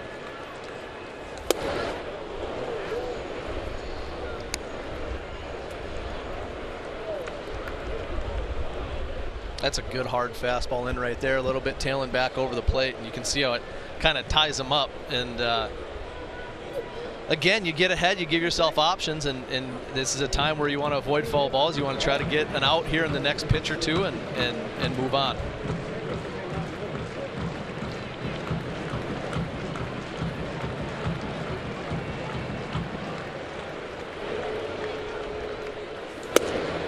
And Cabrera is down on strikes. Odorizzi with his 3rd K of the afternoon.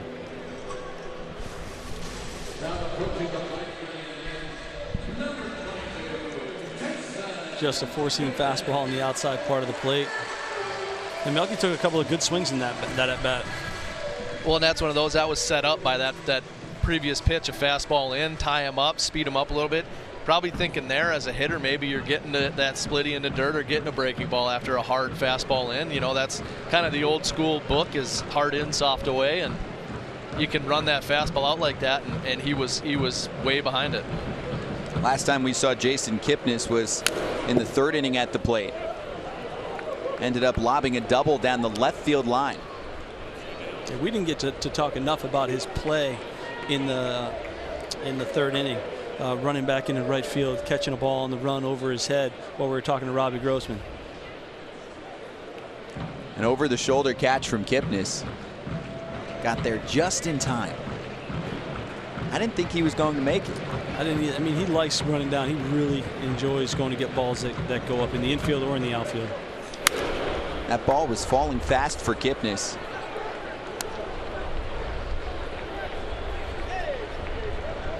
It was a big 3rd inning for him in the 7 spot. It's been a tough season for him at the plate. Entering the day with a career low .226 batting average on the year. Although he's 8 for his last 12.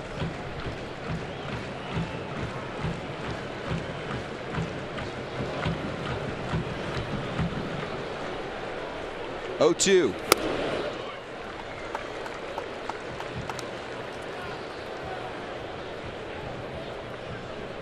With runners on first and second, Sano can't quite play in the hole as much as he was in Kipnis' last at-bat. So there's not as much room on the left side of the infield for Jason to get one down that line.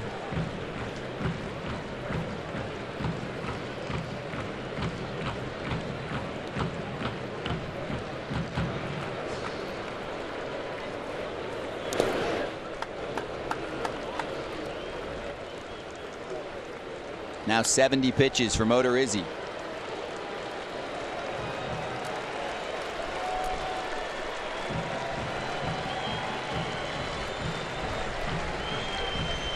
He did a good job setting up that splitty right there. It just kind of stuck in his fingers a little bit and kind of spiked it in the ground. But you like the idea of that 0-2, that fastball up, change the island like we talked about, and just you got to execute the next pitch. And still got some options. You still got 2 pitches to work with.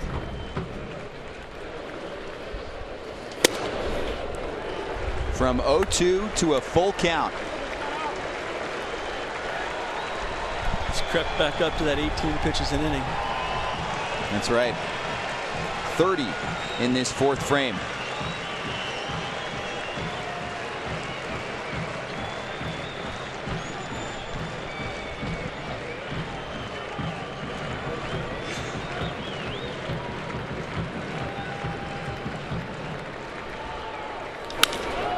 In the air to left. Rosario looking back, and he's at the track and comes up with it. A weird route to the baseball, but it's a big pitch. Fly ball out from an extreme fly ball pitcher. Jake Odorizzi escapes, giving up just the 1 run. It is 1-0 Cleveland, thanks to Edwin Encarnacion with his RBI opposite field base hit to score Michael Brantley. We are through 4 innings. And yesterday was a 4-3 win for the Twins. This was part of their offensive attack. That is Williams Astudillo with his first career home run. One of the most unique characters in the clubhouse for the Minnesota Twins. And he can do it all. He is a Facebook fresh face. Does he look like Bartolo Colon, Pablo Sandoval, or maybe a little bit of both? He also does it all. Bartolo Colon back in 2015 with a little flair. He's everybody's favorite teammate. Well, look what Williams did this spring training. That is a no-look throw to first, and they got him. Wow. Back on March 12th. I'm looking left, I'm throwing right. That is beautifully executed. Kenny Vargas slapping on the tag. He was catching yesterday, and like Pablo Sandoval, back on April 28th, fans went berserk in San Francisco. Panda was great on the mound, and even the other side with some laughs. Nice mechanics there, Glenn. That's not bad. That's a power leg right there driving off the backside. Okay, Williams did not fare so well, but it's one position that is not a strength of his. Carlos Gomez going long. Malik Smith punishing that baseball for Tampa Bay. And Adeiny Echeverria dropping one into left. Yeah, this was not a day to remember on the mound, although I'm sure he'll always remember it. And I had a feeling this would come up. John McDonald, you pitched back in 2013. What was it, 1 out? I ended up getting 1 out, but I think I faced 3 hitters, gave up 2 hits, 1 to Trevor Cahill, the pitcher at the time, 1 to Cliff Pennington, and then my only out, I had a 3-2 strikeout of Tuffy Gosewich. But I liked watching Panda pitch. He actually looked like they let him go out there and pitch. They didn't tell him to go out and manage and go easy. Hey, go fire it from the bump. Chopper left side. It gets past Ramirez. He's eaten up by the ground ball. And safe at first is Mitch Garver. So an error charged against the third baseman, a rare one against Jose Ramirez. Yeah, that was a tough hop to get. Usually, you expect Jose Ramirez to make that play, and he usually does make that play. Moving to his left, a little bit of a short hop, outstretched arm, tipping off his glove. Francisco Lindor was behind him, but wasn't going to be able to make that play.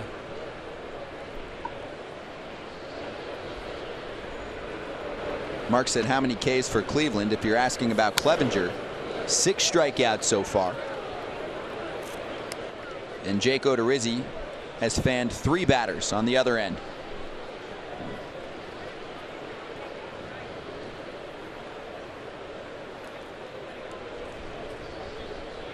Clevenger facing Jake Cave, who bounced out to second back in the 2nd inning.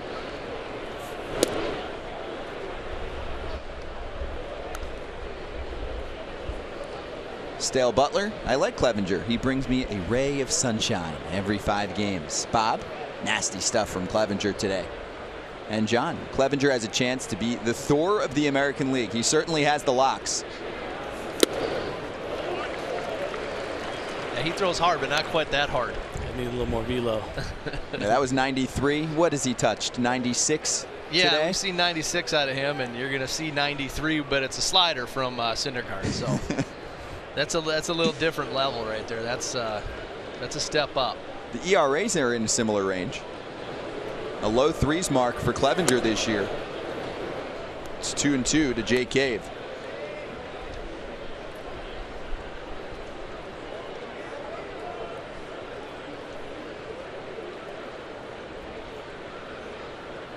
Mitch Garver on first. He reached on the error against third baseman Jose Ramirez.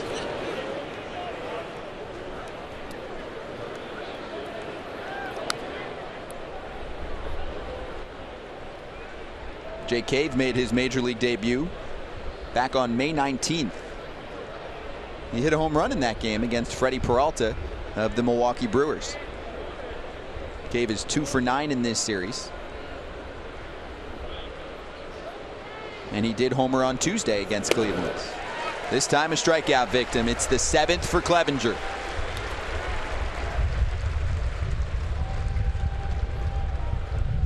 One more quick note on Willians Astudillo, by the way. Do you know how many positions he's already played this year? We talked about him catching yesterday. He was at third base the day before that. Left field, DH, second base, catcher, pitcher, and even center field. Yeah, he played center field one game. I'm not sure if he started out there or not, but he somehow ended up out there. And I mean, you got to look it up, Baseball Reference or something, and see if he was the shortest center fielder of all time. He's 5'9", 225 pounds. Certainly looks like a catcher in terms of build. 9 minor league seasons. He has earned his call up. He's played every position except shortstop in the minors. 81 strikeouts and 85 walks in those 2,461 plate appearances. Not an easy man to face. And his first career home run yesterday. What did they say they call him? Paul Molitor said Tortuga? Is that what I heard? Yeah, I think that might be one of the nicknames. I like Little Bartolo. I mean, he's got the Pablo Sandoval look, but he's more Bartolo for me. And from what you heard about him, from what Molitor said about in the clubhouse and that, how much guys love him and the personality of that, it does remind you of Bartolo. And I think both John and I played with him, and like he said, immediately one of my favorite teammates I've ever had. And he just strikes me more as a Bartolo guy. Clevenger is facing Tyler Austin. Bartolo was fun to be around. My early days watching him in an Indians uniform, blowing 100 miles an hour with the old radar gun, and being impressive, and just wanting that ball every 5th day, and posting and coming back and basically throwing all fastballs. He didn't need a second pitch. He still doesn't. He barely throws a little cutter slider thing that he throws every once in a while. Straight four-seam fastballs. He had the one game I remember when he was with the A's a couple years ago where he threw. It was like 106 pitches and it was 104 fastballs. I mean, it's this side of the plate and it's this side of the plate, and then he's going to throw a 2-seamer that runs, and he's going to throw a 4-seamer that stays straight. And, no, it's a marvel to watch him pitch. I mean, it just obviously the build that he has, and that he's still doing it at 44 years old. Clevenger has his 8th strikeout. A wave and a miss from Tyler Austin.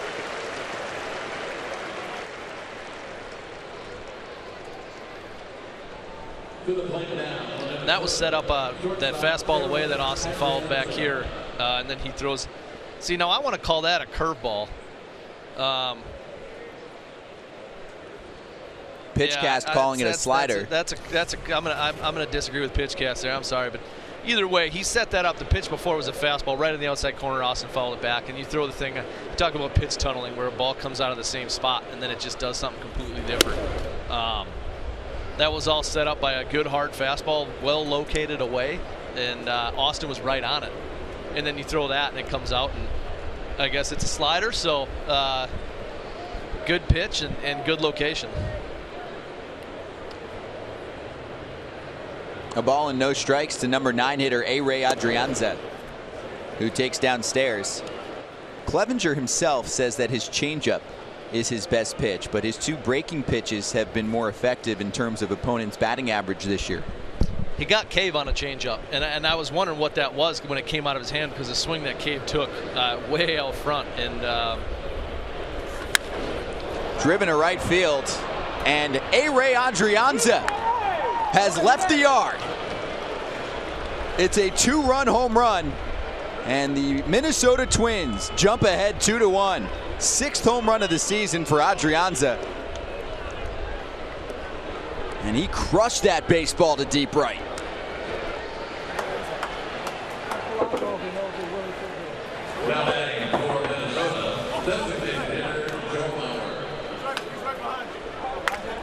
Four-seam fastball, belt high.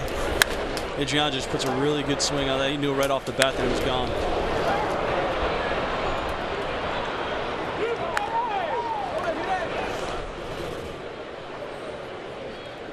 So it scores Mitch Garver. Adrianza puts the Twins ahead. Filling in with authority for Jorge Polanco. He has played in every game this series. 1 hit in each game. None bigger than that one. And more known for his defense. He's not having a bad year at the plate. I mean, you're hitting 9th in the order. You're filling in. You're hitting 250. And now you've got 6 home runs. To left field. And on the move is Brantley for the last out. Carlos Carrasco of the Cleveland Indians is about to join us on MLB Live on Facebook Watch. 8 strikeouts for Clevenger. We'll ask Carlos about his fellow teammate. But any questions you have for Carlos Cookie Carrasco, let us know. Tuesday, 11 strikeouts. An 8-1 win for Cleveland. I watched that game. I don't think I saw a mistake from Carlos the entire time. Stuff like that, you can't make mistakes. He's with us right now. Not fair. Carlos Carrasco joining us on MLB Live on Facebook Watch. Carlos, did you make any mistakes in your mind on Tuesday? No, not at all. So I hear you guys. What are you talking about? I'm making a mistake, but you know what? I think I learned from my last start. You know, it kind of was a kind of a rough start. Game Boston, I just kind of learned from that. You know, every day we learn something different. So on my last game, everything was good, man. My curveball, slider, even my slider was better that day. Cookie, we watched Clevenger get hit by a comebacker earlier. Obviously, Trevor's got hit by a comebacker. Actually, he got 2. Well, what about yours last week? What is it that you can't get out of? You couldn't get out of the way of the one last week? I don't know. I don't know what happened. I don't know. I just go there and pitch it, but you know what? It's what it is. It's gonna happen. Carlos, we hear so much about you and Kluber and Bauer this year. What about the other pitchers in the rotation right now? Clevenger and Bieber. Man, those guys is great, man. It's a lot of fun to see those guys pitching. You know, Clevenger and Bieber. Those guys, they put a lot of work into this game now. So those guys learning every day, you know, even when they throw the bullpen. So that's good. Who's picking on you right now? Everyone here, because they know I do that too. So. Oh, okay. Kind of pay off right now. Yep, a little taste of your own medicine. Yes, that's what they're doing right now. I understand. Hey, Jeffrey wants to know, he said, ask Cookie about his charity organization, doing great work. Tell us. Oh man, that's great. That's something that I learned when I was, kid. I saw a lot of people doing. Actually, they came to the school and did it for us. So it's something that I've been doing for the last 5 years, and I never stop. I like to do that. What was that, Jason Kipnis' beard? How did it feel? Yeah, it feels great. Yeah? Yeah. That's the part he have more hair. On the top of right here, nothing at all. Driven to right field off the bat of Roberto Perez, but it's just a loud fly ball out to Max Kepler. One away. Talking to Carlos Carrasco right now. Also a little change in the outfield for the Twins. Eddie Rosario is replaced by Robbie Grossman, who was a guest with us earlier. Carlos Carrasco is our guest right now. So, Carlos, Josh Messner says, which teammate is the biggest prankster besides yourself? The biggest what? The biggest prankster. Who has jokes and pranks besides you? Kluber. Kluber? Even he's quiet, but you have to be careful. Yes, you have to be careful with that guy. Quancy Warner with a question. Carlos, you always seem to get better as the season goes on. Would you consider yourself more of a second half pitcher? You know what? I heard that last week. You know what? I just is what it is, man. And that's what I saw last year and this year too. So second half I get more stronger. But I think that's good. That's really important because that's what we need to get really strong to finish the season strong, like we're doing right now. This is Greg Allen, last batter in the order for Cleveland this afternoon before we get to Francisco Lindor at the top. And it's a fly ball to left center. That's for Grossman, newly checking into the game. Carlos, with Andrew Miller going on the DL and Cody going through a little bit of a struggle right now, does the starting staff feel any additional pressure? No. You know what? It's what it is, man. You never know who's going to be injured, so he went on the DL. Cody Allen, like the rest of the team, so we're going to have some up and down. But I think he's going to be great. So he's working really hard every day. I just talked to them too, so he's going to be fine. This is Francisco Lindor with 2 outs and nobody on for Cleveland, trailing 2-1 here in the bottom of the 5th. Another minute or two with Carlos Carrasco. Many asking about your artistic work, like Kaylee. Carlos, are you going to make any more baseball dolls? For right now, no. But we'll see. I need to wait for my partner, Bauer. So, but there was good. That year in 2016, really nice. We have a lot of fun doing it, and we still have those in our clubhouse. They look great. Is there anyone that wants you to make one of them in the clubhouse right now? No. Have you done a Tony Amato ball? No, not yet. Not yet. We only want the staff. From the staff, we did Tito. That's it. Have you been communicating with Trevor while he's on the disabled list? I'm sure he misses being in the dugout with you. It's really hard. It's really hard to be in the DL because I was in the DL, in 2016, and just watch my teammate play on playoff and the World Series. It's kind of painful, and I want to be there the same way he's feel. But you know what? That guy, he never stopped working. He always working a lot. He just want to get back to the game.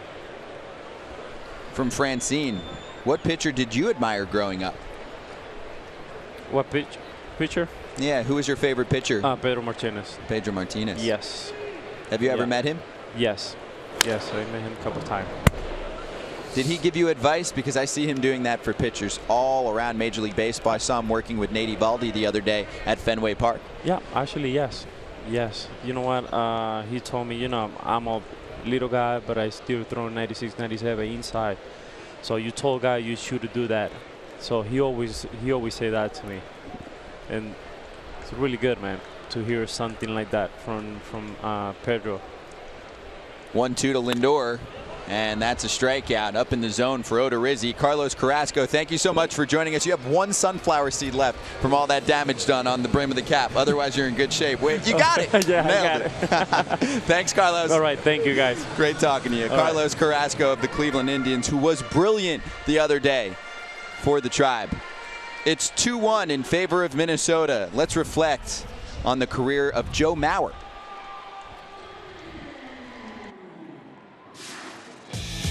With that, we begin the start of the 2001 first-year player draft with the first selection going to the Minnesota Twins. The Minnesota Twins select Joseph Mauer, catcher, Cretan High School, Minnesota. The first Major League home run and RBIs for Joe Mauer, Minnesota zone. Here's Mauer with a deep blast to right center field. This one's over and out. Goodbye, baseball. Joe Mauer is on fire right now. 5 for 5 for Joe Mauer. My, what a night. At this time, I'd like to turn it over to the 2009 American League Most Valuable Player, Joe Mauer. The dream of mine was always to be in the big leagues, and now to think I'm an MVP is I don't know, I can't really describe it. Up the middle and through. It's a 2-run single on base hit number 2,000 for number 7. 2-2 runner goes, big jump and a ground ball through the vacated area. And that will do it. That's the one that passes Rodney. And Mauer, the second on the Twins' all-time hit list. He's racking up milestones. Yesterday was his 1,000th run scored and hits leaders in the organization. He is second with that career .306 batting average. Still has a ways to go to catch Kirby Puckett and his 2,304 hits in Twins franchise history. So the question for Glenn and for fans on MLB Live on Facebook Watch, what's next for Joe Mauer? An 8-year contract, $184 million. That deal expires after this season, and I spoke to him about a month ago and asked if he would be moving on to any other team, if he could ever envision himself on another team, and he answered quicker than I could ask the question. He just said no. Yeah, no, you know what? It's just going to come down to, I think he's got 2 kids at home. He's got his another one on the way around Thanksgiving. And it's not about the money, but he's made enough money. I think that, and he doesn't even seem like the kind of guy, and from what I know of him, I mean, I played with him for 12 years, that the passing those guys, I'm sure it's very important to him, but that's never why he even played the game. I think he plays the game out of love for it, and I think as long as he loves it and as long as he feels good and feels like he can contribute and feel good, he's going to want to play. And I think that he's in a position to decide that. I think that he can go to Derek Falvey and to Thad Levine and say, hey, you know what, I do want to keep playing, and I think they'll find a spot for him. There should be a spot for a guy like that, you know, for is not as long as he wants to play, but for another significant stretch here. I mean, it's just you don't realize how good he is, and how, you know, in the moment when I play with him, like I always tell people, I never realized how good he was until I played on the World Baseball Classic team in 2013 with him, and everybody else looks at him like, oh my gosh, that's Joe Mauer. He is so good at hitting. And for me, he was just Joe. That's right to Jose Ramirez. Logan Forsythe lining out. And here comes Robbie Grossman, and this is why Grossman's at the plate, because Eddie Rosario comes up lame, hustling over to first base on an infield base hit. And that was back in the 4th inning. We did see Rosario up until the previous half inning, where Grossman replaced him in left field. Grossman had the key hit yesterday for the Twins. He also already joined us on MLB Live on Facebook Watch. He's had a very productive past 24 hours. That's a full day for him right there. You come in, game-winning hit, you come in, you do a little show interview in the dugout, and then you find yourself out in left field and batting against a guy throwing 95 miles an hour right now. Also, by the way, John McDonald doing it all. He is typing answers to your questions in the comments section right now. Grossman in the air to center. That's going to fall for a base hit. A 1-out single for Robbie Grossman.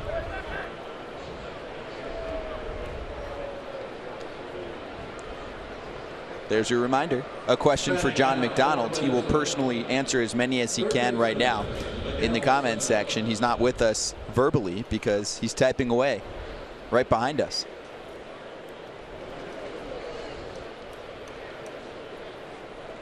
And here comes Miguel Sano.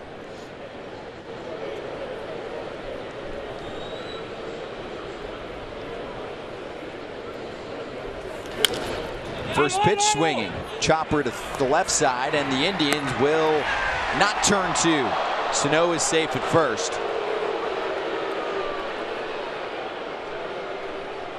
Ramirez had to wait for a bit on that hop. What do you think, Glenn? Looked from up here like he was out. Oh, he looks out. Yeah, that's.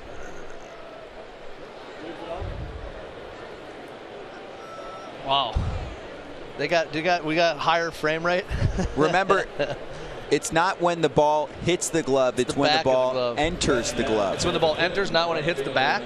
Correct. Okay, well then, geez, that was dang close. Looks like they're going to let him play. Yeah, it will not be reviewed.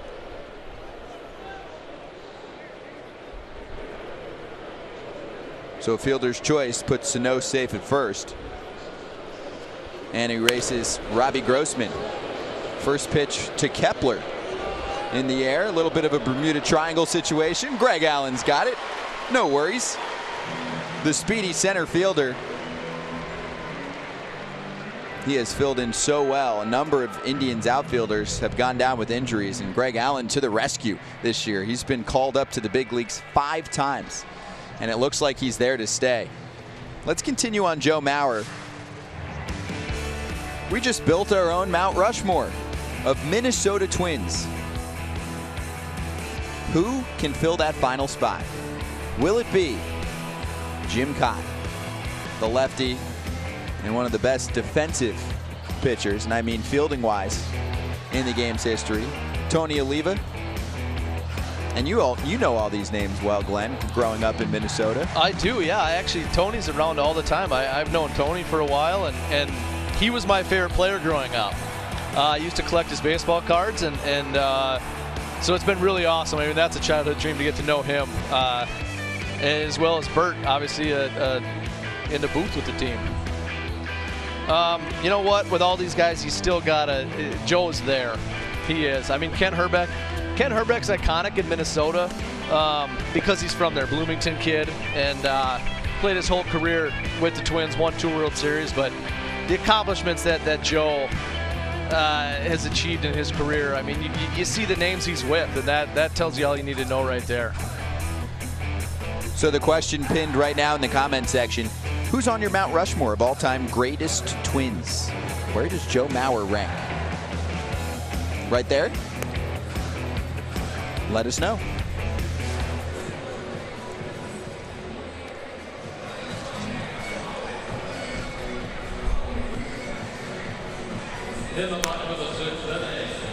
We'll read a few of those in this next half inning. The 4 faces that belong on the Mount Rushmore for the Minnesota Twins.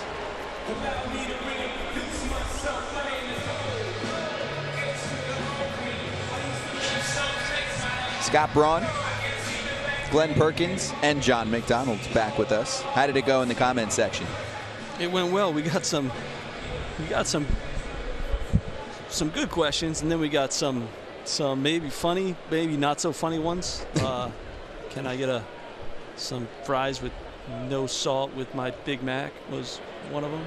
Interesting. Yeah. I don't know how you respond to that. Yeah, well, I just don't know how you have French fries without salt. It's the best part of the fry for me. Did you let them know? I did. Okay. Yeah. Well, that's why we put you in the comment section for half inning. Well, you asked the question, we'll try and answer it. Exactly. We're there for you. Michael Brantley up against Jake Odorizzi, working in the bottom of the 6th here against 2, 3, and 4 in the lineup for Cleveland. It'll be interesting to see if, well, they got Business warming up now, but if Odorizzi can get through this inning, you know, fairly economically, if they would think about running him back out there, if it's another one of those 6th inning and dive.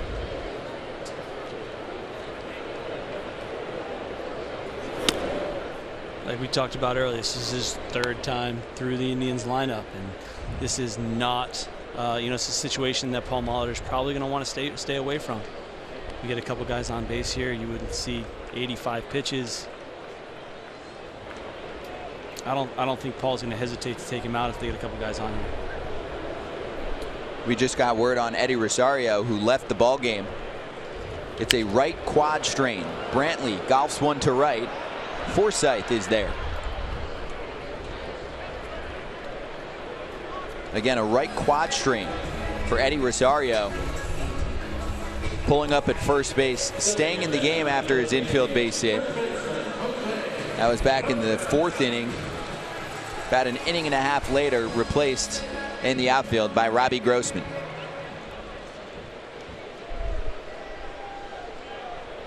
And there's Grossman out there and left. And the usual shift against Jose Ramirez.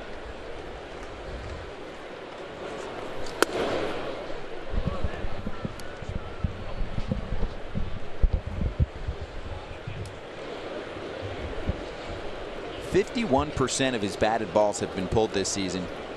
It's the highest rate in Major League Baseball.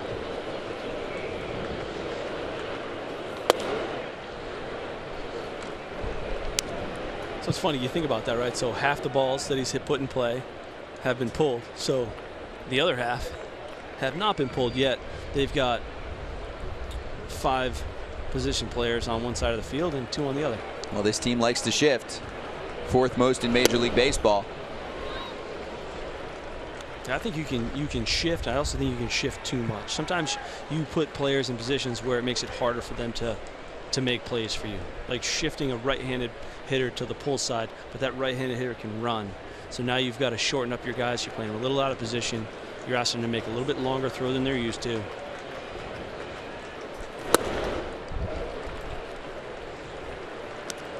It's definitely much easier to shift against a left-handed big guy that doesn't run very well. Sure. A lot more time and space, and he's hitting to the pull side. It's easier to throw to first base from the second base side. A 4-pitch walk. Ramirez at first. 40-plus home run seasons by a player 5'9" or shorter.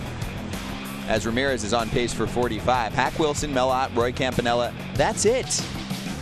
And we were joking before the game about scouting reports on Jose Ramirez and Francisco Lindor. Many of the ones that were public on some of the publications that break down every prospect in Major League Baseball. They said not much pop in that bat. I was around some guys last night that were talking about Jose and the power, and as a minor league player, he and Francisco Lindor didn't hit very many home runs, but power develops, and I think we see it more and more now. Power develops as you get older and as you move up levels. For good hitters, if you can develop, and both these guys are very good hitters, and you take good hitters and you're going to develop power, and I think that is a lot more doable than taking a power hitter and trying to make him into a better hitter.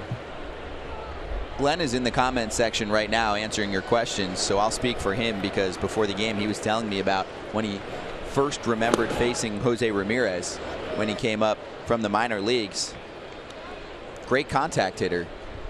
I think he said swinging a wet noodle, something along those lines. There was not much pop in that bat. Kind of a slap hitter, moving a bit and lunging forward at the baseball as he would make contact, as if he was already on his way to first base. Now, often he just needs to trot past first base. A nice slow jog. I think early in his career he was trying to find his way in the major leagues and making more contact. And sometimes when you come up, you don't necessarily want to strike out as much. And if you don't have the confidence where you're hitting in the lineup and feeling you're trying to still feel your way as a hitter, when you're making contact, you are making more outs and hitting more flares, hitting more weak ground balls. And as you grow as a hitter, you become a lot more confident and you swing the bat a lot harder, and you're making harder contact, and you're able to drive the ball a little bit more. You may strike out a little bit more, but Jose is not. But with a lot of hitters, you'll strike out more and make harder contact.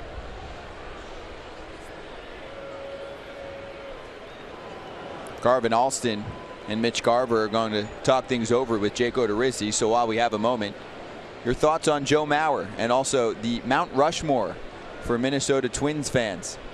Keith, Joe never got to a World Series. He's not on my mount. Okay. Bob, Rod Carew, Tony Oliva, Harmon Killebrew, Kirby Puckett. And John Puckett, 2 rings. Killebrew, Carew, Mauer.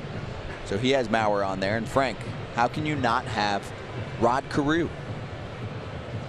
But we had Rod Carew on there, Frank. I think he was just saying he's a big Rod Carew fan. How can you not? I think you have to have Rod Carew on that list. I think that's fair. Harmon Killebrew has to be on that Sure. list. Kirby Puckett has to be on that list. Who was the fourth one?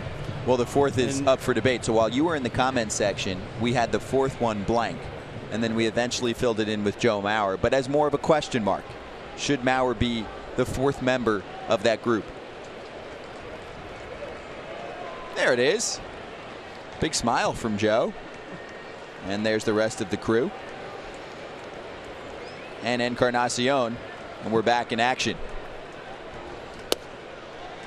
Jake Odorizzi, 9 of his last 10 pitches have been balls. And this is, you know, it's looking a lot more like this is going to be the last hitter he's going to face.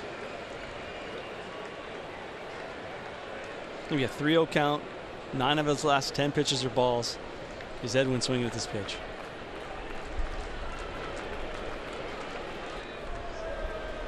Under any circumstances, would you let Encarnacion swing at this pitch? You can answer in the comment section, and I'll ask you too. Is there ever a scenario where you'd swing at this pitch when you've just seen, you said what, 9 of the last 10, but also 7 in a row? Absolutely. Because if he looks for a pitch right down the middle and he's looking for something across, he can hit it halfway up the bleachers and left. Well, he's not swinging. And that pitch misses up. And just like Ramirez, Encarnacion, a 4-pitch walk. And that's going to do it for Jake Odorizzi this afternoon.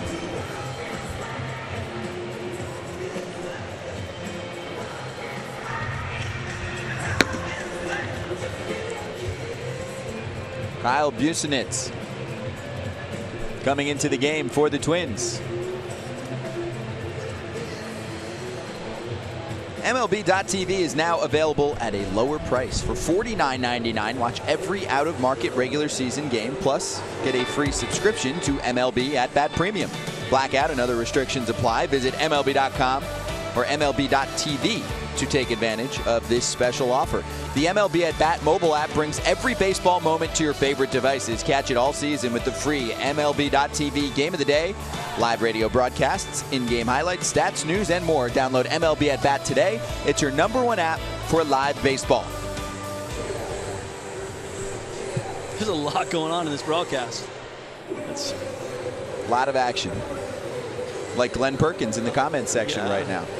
If you're watching this and you can't give Glenn a really good question to answer, it doesn't have to be about baseball. It can be about anything. It can be about the beer that he brews, or I guess he makes a lot of, or I don't know if he gets meat and he's got a smoker. He puts it all in, and I think that's what he said when he retired. He was going to go hunt and fish and smoke meats. Yeah, maybe smoke meat, some beer. Smoke the fish that he catches. He's well versed on all of those topics. If you need any cooking tips. Well, he was given beer tips today on the MLB Network. He was there throwing around some beer names that I had, craft beer names that I had never heard of.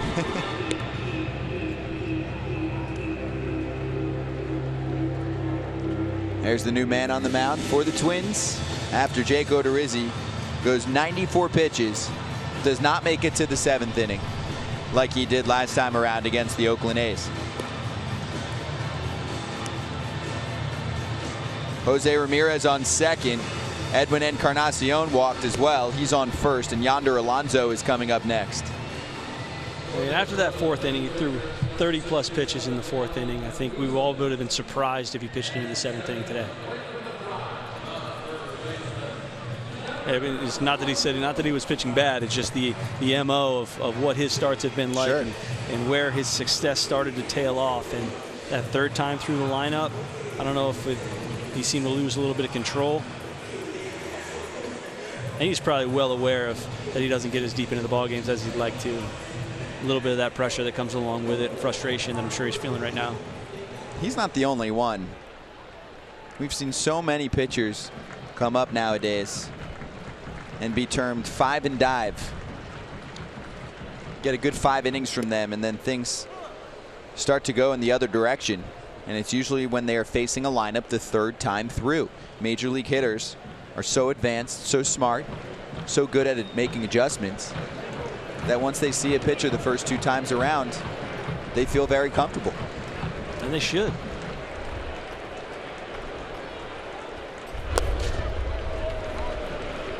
A ball and a strike to Yonder Alonso. Adrian's is letting Jose Ramirez get a nice little lead out at second base. You know Jose likes to steal bases. Playing behind Encarnacion at first. So if Jose runs, Encarnacion is going to run.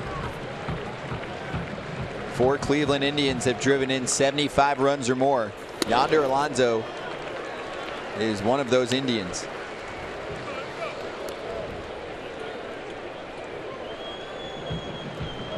It's a really nice pickup by the Indians. Carlos Santana taking a multi-year deal, getting a contract, a well-deserved contract with the Phillies. And the Indians coming right back with Yonder Alonso to play first.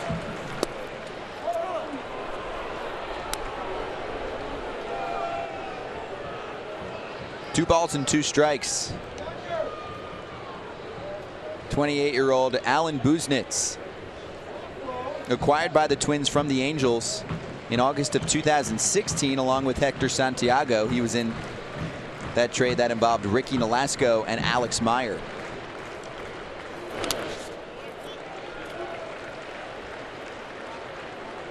He was called back up to the major leagues on August 19th. 7 innings, 2 runs, no earned runs since then.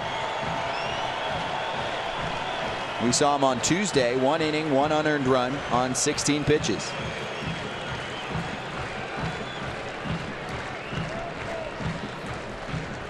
Big spot here for Cleveland.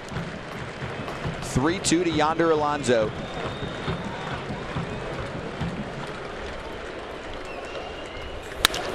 And it's on the ground and through the left side for a base hit. Jose Ramirez coming home. He'll score easily. Yonder Alonso has tied the game at 2.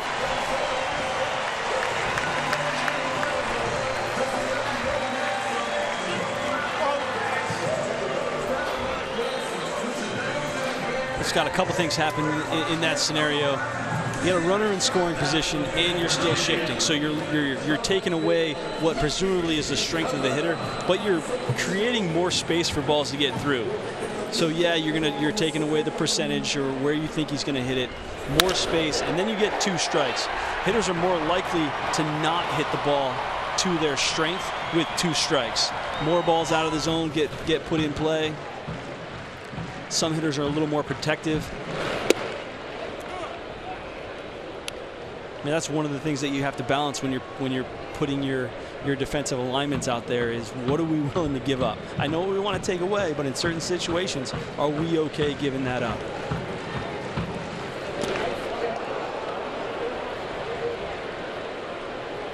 Melky Cabrera wants that swing back. It's 0-2.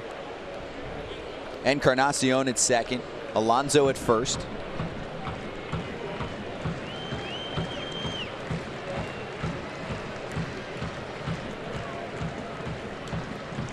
Ramirez just scored. In the air. And it's for Kepler. And the wind pushes it in. We've actually had the wind coming in from right center field throughout the afternoon. And some of the clouds clearing up as well. It actually is becoming a sunny day here in Cleveland, an afternoon game.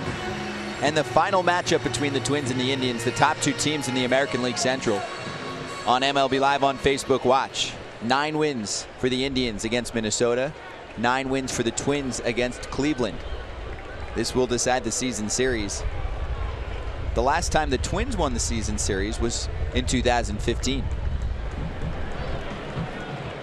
So now Kipnis, and down the middle it's a strike from Buznitz.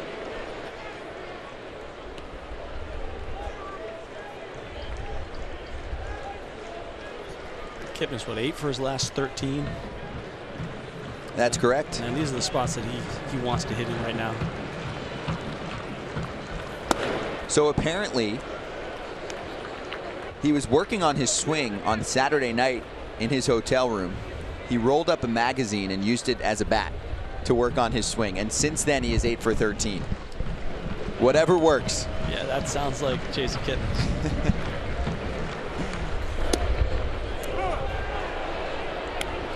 A flurry of breaking pitches from Buznitz. Sometimes that's all it takes, is figuring out that little bit of feel. Something clicks in your mind, something that you've done in the past, and you come to the ballpark the next day and it feels good, and you roll with it.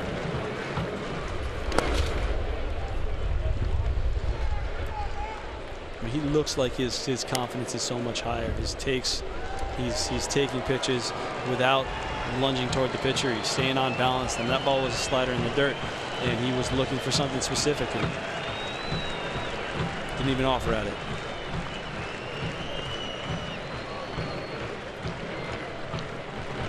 Two outs, 2 balls and 2 strikes to Kipnis. Buznitz replacing Odorizzi, and Kipnis with a drive to right field. It sends Kepler back towards the wall, and it's gone! Jason Kipnis with a 3-run home run, and the Indians take a 5-2 lead.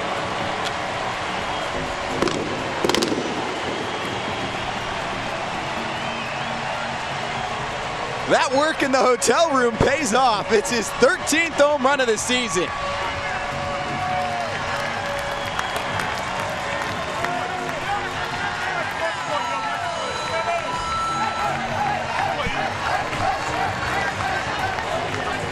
For the Indians, who do you want to see get hot? Who do you want to see out of that lineup that's going to get going? And in past years and in the postseason, when you have Jason Kipnis, what that would do to this lineup, how that would stretch out this whole lineup. He's sitting 7th today. And if he can continue to get hot, continue to stay hot, and lead this into September and into October, what that does, you said it earlier, you know, with the lineup with Jason now hitting 7th. You need length out of lineups, and Jason would absolutely give that to you if he can get hot and continue with that success with his magazine. With his magazine, that's all it takes. Roll up the magazine, work on your swing in the hotel room. And you're right. This is a batter who has had a ton of success offensively in previous seasons. He's been a hitter at the top of the lineup for Cleveland for many years. The lineup has lengthened. He's gone through some struggles, but the power is still there. Roberto Perez taking the pitch for a strike on the inside corner.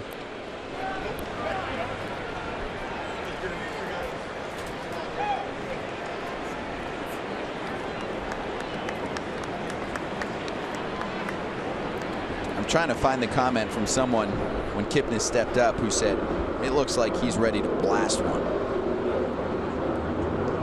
Here's Eric Von Traub. Good call. You can tell Kip wants to blast it. He did. 3-run shot.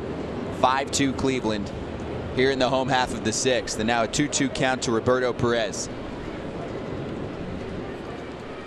One of 3 players in Cleveland history, 100+ homers and 100+ stolen bases. And that breaking ball is in there for a strike against Perez. So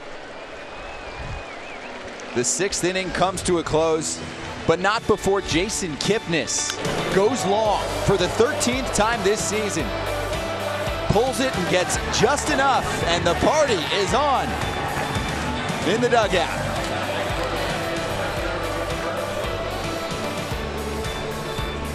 You get carried through the line when you do damage like that. 5-2 in favor of the Indians. Bottom of the order getting the job done this afternoon for Cleveland. Let's talk about some of the better combinations we've seen in franchise history. You go back to the left side of the infield in 1948. Ken Keltner and Lou Boudreau. Hey, Paul Molitor in 1982 with his buddy Robin Yount. Yount won the MVP for Milwaukee, so we're going beyond just the franchise. Let's look at the Oakland A's. 2002, that Moneyball team. A career-high 34 home runs for Eric Chavez. Miguel Tejada won MVP in 2002. This duo in 2004, Tejada, along with Melvin Moore, who hit 340 that season, a career high. Miguel Tejada drove in 150 runs that season. This left side of the infield, that's where you can start to make some comparisons. Third career AL MVP for Alex Rodriguez, and Derek Jeter with his 6th career 200-hit season. This is also a good comparison. Miguel Cabrera and Hanley Ramirez. Mickey with 34 home runs and 100-plus RBIs and a career-high 212 hits for a young Hanley Ramirez. So in terms of age, both Miguel Cabrera and Hanley Ramirez were in their low to mid-20s, just like these two, the second duo in Indians history to put together 20 home runs and 20 stolen bases. And the only duo to do that in the infield in Major League history. I'm looking at all those combinations. What I see from Ramirez and Lindor is two players that are going to be able to stay at their position, stay in the infield. You know, Ramirez, they've talked about moving him to second base at some point, but Ramirez is going to play third or second. Lindor is going to stay at shortstop. Some of those other combinations, they had to move those guys to different positions. They couldn't continue to be infielders. What these guys are going to be able to do for the next however many years that they play, they're going to be infielders. When you look at Miggy and Hanley, they didn't play defense. They didn't run the bases the way these two guys can. All-around players, combination, offensive, defensive, and base running stats. I usually like to look in the history more than I do look at current players and saying, wow, what they're doing is historic. It's an unbelievable year that two players on the same team are putting together. Two all-around players are going to stay at those positions. Mitch Garver goes after the breaking pitch from Mike Clevenger, so saw the question we're asking for this half inning to the commenters. Best offensive left side of an infield. Because if we include the defense, John, like you said, it's too easy with those two. And that's to the left side for Ramirez. That's in the glove. Does not need to make the throw to first. Instead, he'll throw to his buddy Lindor. You'd have to think that the Jeter A-Rod, just as far as offense, you know, that was some Jeter prime years there. Sure. You know, an A-Rod, obviously what he did, but Lindor has just as much, if not more, power, and Ramirez putting up similar numbers, probably to what we saw from Alex Rodriguez. Maybe I'm a little biased on that. Just at what point those guys were in their careers, they were closer to the end than these guys. You know, these guys are so much closer to the beginning. The interesting thing, though, going forward is the Indians got to find a way to keep Lindor. I think he's got maybe 3 years left after this, and so I mean, can you find, you know, some money in the Ohio River or the Lake Erie out here and see if you can put a back up the Brinks truck for him and keep him around. You know, they got Ramirez locked up to a pretty good deal, probably the most valuable player in the game based on production and contract. You know, and so if they can get Lindor before it gets too late, then they can keep them guys together. But they do have Ramirez, which is a huge advantage for them, and something that they kind of pioneered in the mid-90s with signing guys earlier in their careers and taking chances on them, and they got a good one there. Yeah, Jose Ramirez locked up to a long-term deal with the team, just like some of their elite pitchers, Corey Kluber and Carlos Carrasco. Yeah, the Indians have done a really nice job of locking up their young talent for a long time now. Pitch number 105 from Mike Clevenger, still at 95 miles per hour, carrying that velocity. Travis Bailey just said Clevenger is still throwing heat in the 7th. That's a fact. The Indians have a double barrel going right now. Looks like Oliver Perez and Simber maybe. Yes. Warming up, so we'll see. You know, this is probably a situation where if he doesn't get a guy on base, they might let him finish this inning out. But you know, in the same sense with Odorizzi last inning, you start to get a little sticky, and then they got guys ready. Your specialists: Perez from the left side, Simber from the right side. Clevenger's 3-2 to Jake Cave. So Mitch Garver lined out. Now it's Cave and then Tyler Austin coming up next.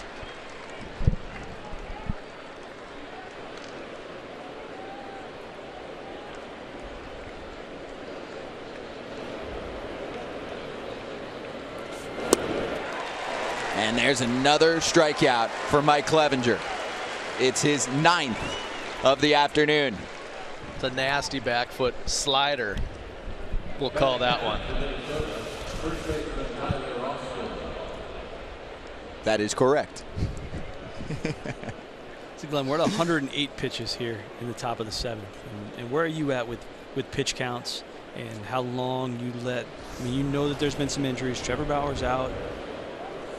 Yep, I think it's a balancing act. I think there's a couple things. One is how stressful were the pitches? You know, is it a lot of guys on base and pressure and those things? Because there's a difference in a pitch right here versus even a pitch if there's guys on first and second and 2 outs. Those pitches, there's more stress, there's more intensity on those, and so that I think that's important. And then how are you breaking them up by inning? You know, did you have a 30 pitch inning but then had a couple shorter ones? Because that 30 pitch inning can take more out of a guy than a bunch of 15 pitch innings stacked up together. And I think he's been pretty economical. I mean, you look at the scorecard, and it's a lot of 3 and 4, and maybe I don't know if he's faced 5 batters in 1 inning. So they're pretty smooth innings for him, and obviously not a lot of base runners for the Twins today. And so, you know, I think that's like I said, this is probably his last hitter.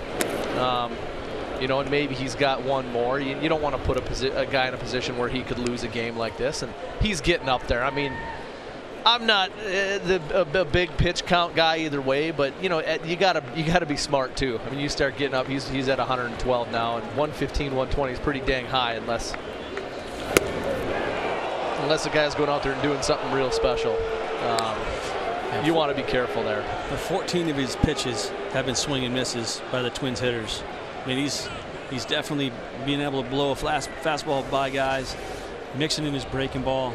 He's thrown a lot of balls in the dirt, and I think that's when he's in the zone with a breaking ball. It becomes tougher to hit because they're anticipating it being down.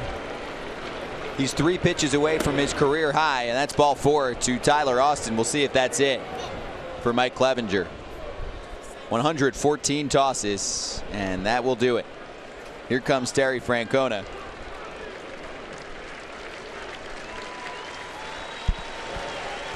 A-Ray Adrianza hit a 2-run home run off Mike Clevenger back in the 5th inning. Clevenger will not see him again, but he'll get a very loud round of applause from this Cleveland crowd. What a performance today from Mike Clevenger.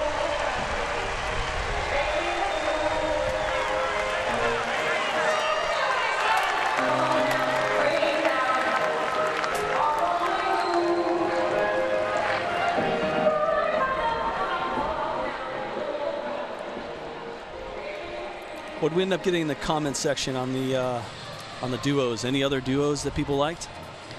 In the comment section, other duos, yeah, there were calls for Jeter and Alex Rodriguez. Ricky said Omar Vizquel and Robbie Alomar. Yeah, that would definitely not in the offensive side, yeah, though. And that doesn't stack up. And there was no third baseman on that one. It's a pretty good up the middle duo right there. Pretty good little double play tandem. But. Right, but that's not the left side. That's not what we're looking for. A ton of answers saying Francisco Lindor and Jose Ramirez. Jason said Jose Reyes and David Wright.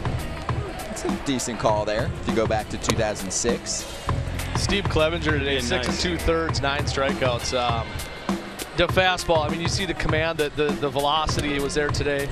The sliders, 114 pitches. I mean, he ran it up there. You know what I love? We talked about at the beginning the competitiveness, and when Tito came out to get him, you know, he kind of did a big flex and a scream, and he was mad that he wasn't able to finish that inning.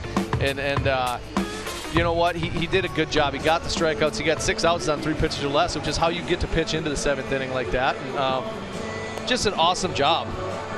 And apologize. I've been doing this all day. It's Mike, not Steve. So I don't even know who Steve Clevenger is, but Mike. He might Clevenger, be in the comment section. He might have asked you a question earlier. Mike. Yeah, he was. That's how I. You know what? Former catcher with the Orioles. Yes, and I used to face him, and that. See, I'm more knowing my hitters to know who I face and how to get them out. That's what I'll run with. You did your homework. Apologies. Mike had a great game today. And, you know, everything that we talked about before the game, he went out there and did it today, and that's how you throw 6 2/3 and strike out 9 guys. The lefty, Oliver Perez, 37 years old. Still going strong. He's actually been a crucial member of this Indians bullpen. a 1.14 earned run average in 23 2/3 innings, 38 appearances. So obviously he's often good for a batter or two. And then Terry Francona moves on. Adrianza in the last spot in the order, but he's been the most impactful. A 2-run home run in the 5th inning against Clevenger. We saw Perez yesterday relieving Adam Pletko. In the 6th inning, it was man on second and 1 out. He got a Jake Cave ground ball out, and then he struck out Adrianza. And gets the swing and miss. It's 0-2. He's ahead quickly. Back to the 5th inning. Adrianza go off for the 6th time this season. And I like the dance and the handshake with the man that he replaces this week, Jorge Polanco, who did some running today and could return tomorrow for the Twins when they're in Arlington. Did he go around? He did. Well, that's quick work. 3 pitches, and Oliver Perez gets the job done. So Tyler Austin stranded at first, and that'll preserve the mark for Mike Clevenger. 6 2/3, 2 runs. And we move to the last of the 7th. Get up and stretch or sit down and watch this salsa commercial, not from Matt Carpenter. Jose Ramirez has his own special sauce.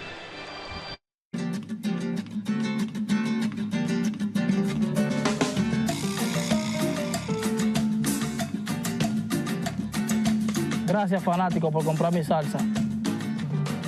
La salsa está disponible, la puede comprar en cualquier supermercado. Yes, Matt Carpenter, not the only player in the majors pushing his own salsa. It's called Jose Salsa. And as you can see, based on the pictures, he is very, very proud of it. What's really awesome, though, about the salsa is that it's not just because he likes salsa. It's not just because it's a good time. It's also raising money for a good cause, one of which is the Boys and Girls Club of Cleveland. So it's obviously for a good cause as well. But I will note it only comes in mild and medium. So if you like spicy salsa, he might need to add a 3rd salsa to it, I think, Scott. Yeah, let's get spicy. Thank you, Jackie. He seems like a spicy guy, but he didn't go there, huh? How do you like your salsa? The spicier, the better. Okay. Yep. So you need to tell Jose Ramirez to hook you up with a little more kick. Well, yeah, and we were in Tito's office, and he's got a salsa of his own, too, and I wanted to grab one on my way out, and I forgot. But, yeah, I like it. I like a good burn. And there's a Mexican place down the street here I think I might go find after the game and see if I can't find me some hot salsa now that we're talking about it. There you go. Have you dealt with Jose Ramirez as a player, John? Yeah, just having the opportunity to be around him and watch him work. He loves taking young Latin players under his wing and talking to him about baseball. Watching him in spring training, you ever get a chance to come out and watch Jose take ground balls?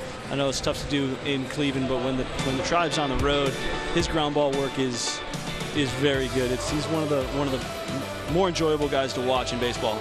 This copyrighted telecast is presented by authority of the Office of the Commissioner of Baseball and may not be reproduced or retransmitted in any form, and the accounts and descriptions of this game may not be disseminated without express written consent.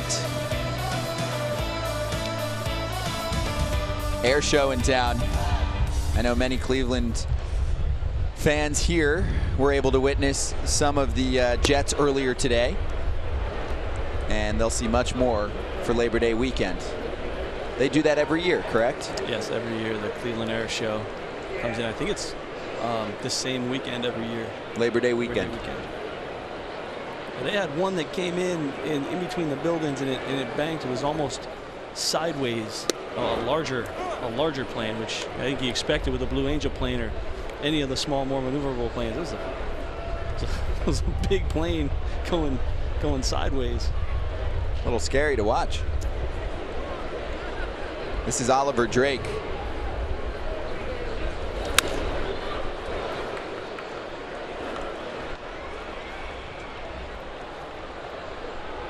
Oliver Drake, I think he's in Cooperstown. He is. You're right. They took his baseball the other day. Let me just mix in some of these salsa comments. Jose Salsa now coming in the special flavor MVP. Nice. Tom can confirm it's good salsa. Thank you. a taste tester for us. Yes, so Oliver Drake is now pitching with his 5th team this season. Wanted to say that nice and slow. And when he made his appearance for the Twins the other day, they sent the ball to Cooperstown, and that ball is sent to Sano across the diamond. Greg Allen is retired. So the other day, Tuesday, game 1 of this series, a scoreless 7th inning, he struck out the side and worked around 1 hit. After that, they took the baseball, shipped it to Cooperstown. Milwaukee Brewers, Cleveland Indians, LA Angels of Anaheim, Toronto Blue Jays, Minnesota Twins. That is quite the tour for one season. John, how many teams did you play for in one season? 4. So you're close. It's close. The 4 was a lot for 1 year. It was a lot of started in spring training with a whole lot of stuff.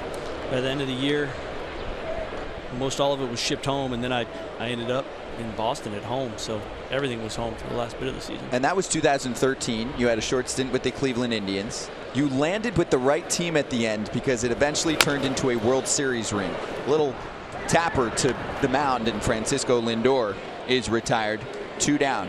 That's correct. I saw you, right? I saw you in the parade. Yes. Back in 2013. Yeah, my wife grew up in and around Boston, and end of that year, I mean, obviously it did not have a huge impact on that World Series run, but being a part of that team, being a part of that group, and traveling, watching all those games, taking my family on the flights, and then being on the duck boats at the end with my wife and kids was, I mean, that's what you dream of. Obviously, you want to have an impact and be on the field for the last game of the World Series, but it's a nice little gift toward the end of a career. Michael Brantley swinging at the first pitch with 2 down and nobody on for Cleveland. And Wayne in the comment section just making sure we all know, yes, Drake has played for more teams in one season than any other player. Quite a few have done 4 teams in one season, like John sitting next to me, but 5 is a first.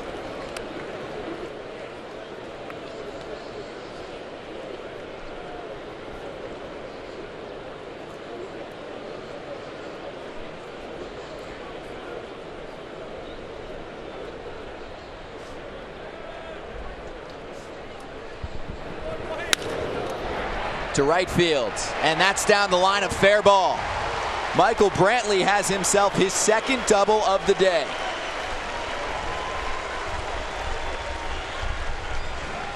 We talked to Tito before the game and asked him about Cody Allen and if he was available today, if he wanted to get back out there, and how he was feeling, all those things. And Tito said, oh, he's gonna want to pitch. He's gonna want to get out there. He's in the pen right now. It looks like he's we'll probably see him here in the top of the 8th inning. We saw a few in the comment section saying this would be the time to use Cody Allen for him to regain some confidence.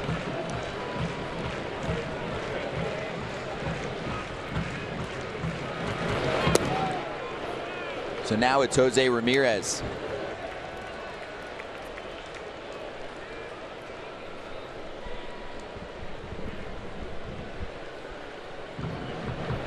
It's been 11 games since he's gone deep.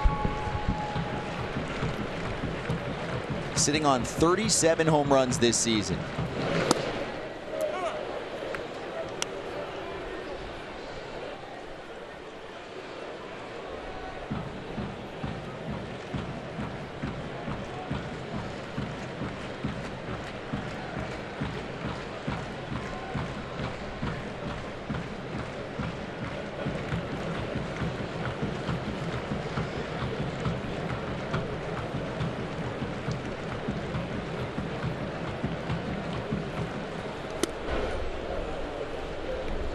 Oliver Drake taking his time on the mound. That's right. Originally a 43rd round draft pick by the Orioles in 2008 out of the U.S. Naval Academy. I liked his line when he joined the Twins and made it up to the big league club. My wife definitely would appreciate being a little more settled. It's probably a little bit of an understatement right there. Yes. But he's racking up that big league service time. He's been great with Minnesota in 9 appearances. ERA at 2.38.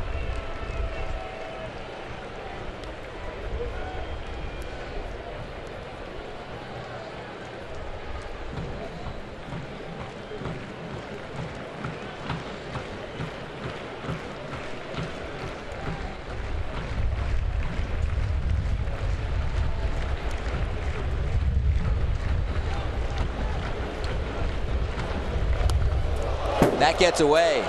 It's off the glove of Garver, and Brantley moves to third. He's going to be one of those pitchers that makes Rob Manfred want to have that pitch clock installed here. And like talking about it. He's taking advantage of not having it. That's what he's doing. Yes, he is. That was ball 4 to Jose Ramirez. So he trots to first. And Edwin Encarnacion up next. He drove in the first run of the day. He scored that man, Michael Brantley, who doubled back in the 4th, doubled this frame, and is on third. Gabriel Moya getting warm for Minnesota.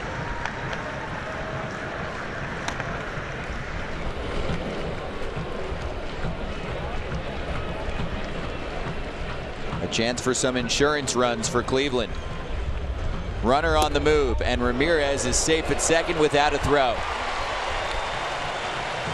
He was almost to second base, like he was starting his slide when Garver caught that ball. 29 stolen bases to go along with his 37 home runs. Not much of a chance there. Had a little bit of an awkward slide at second base. You'd love to see a close-up of that slide. Looked like his arm almost folded up underneath him. Edwin Encarnacion needs further explanation on that first strike. There are your stolen base leaders. He's now matched with D. Gordon.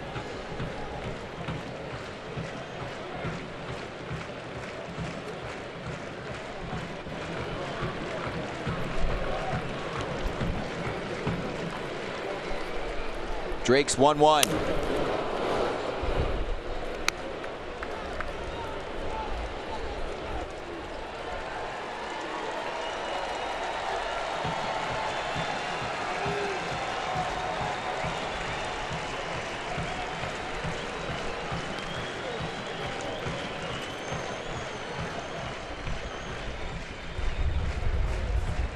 Encarnacion, a perennial RBI machine. We saw his 91st RBI back in the 4th.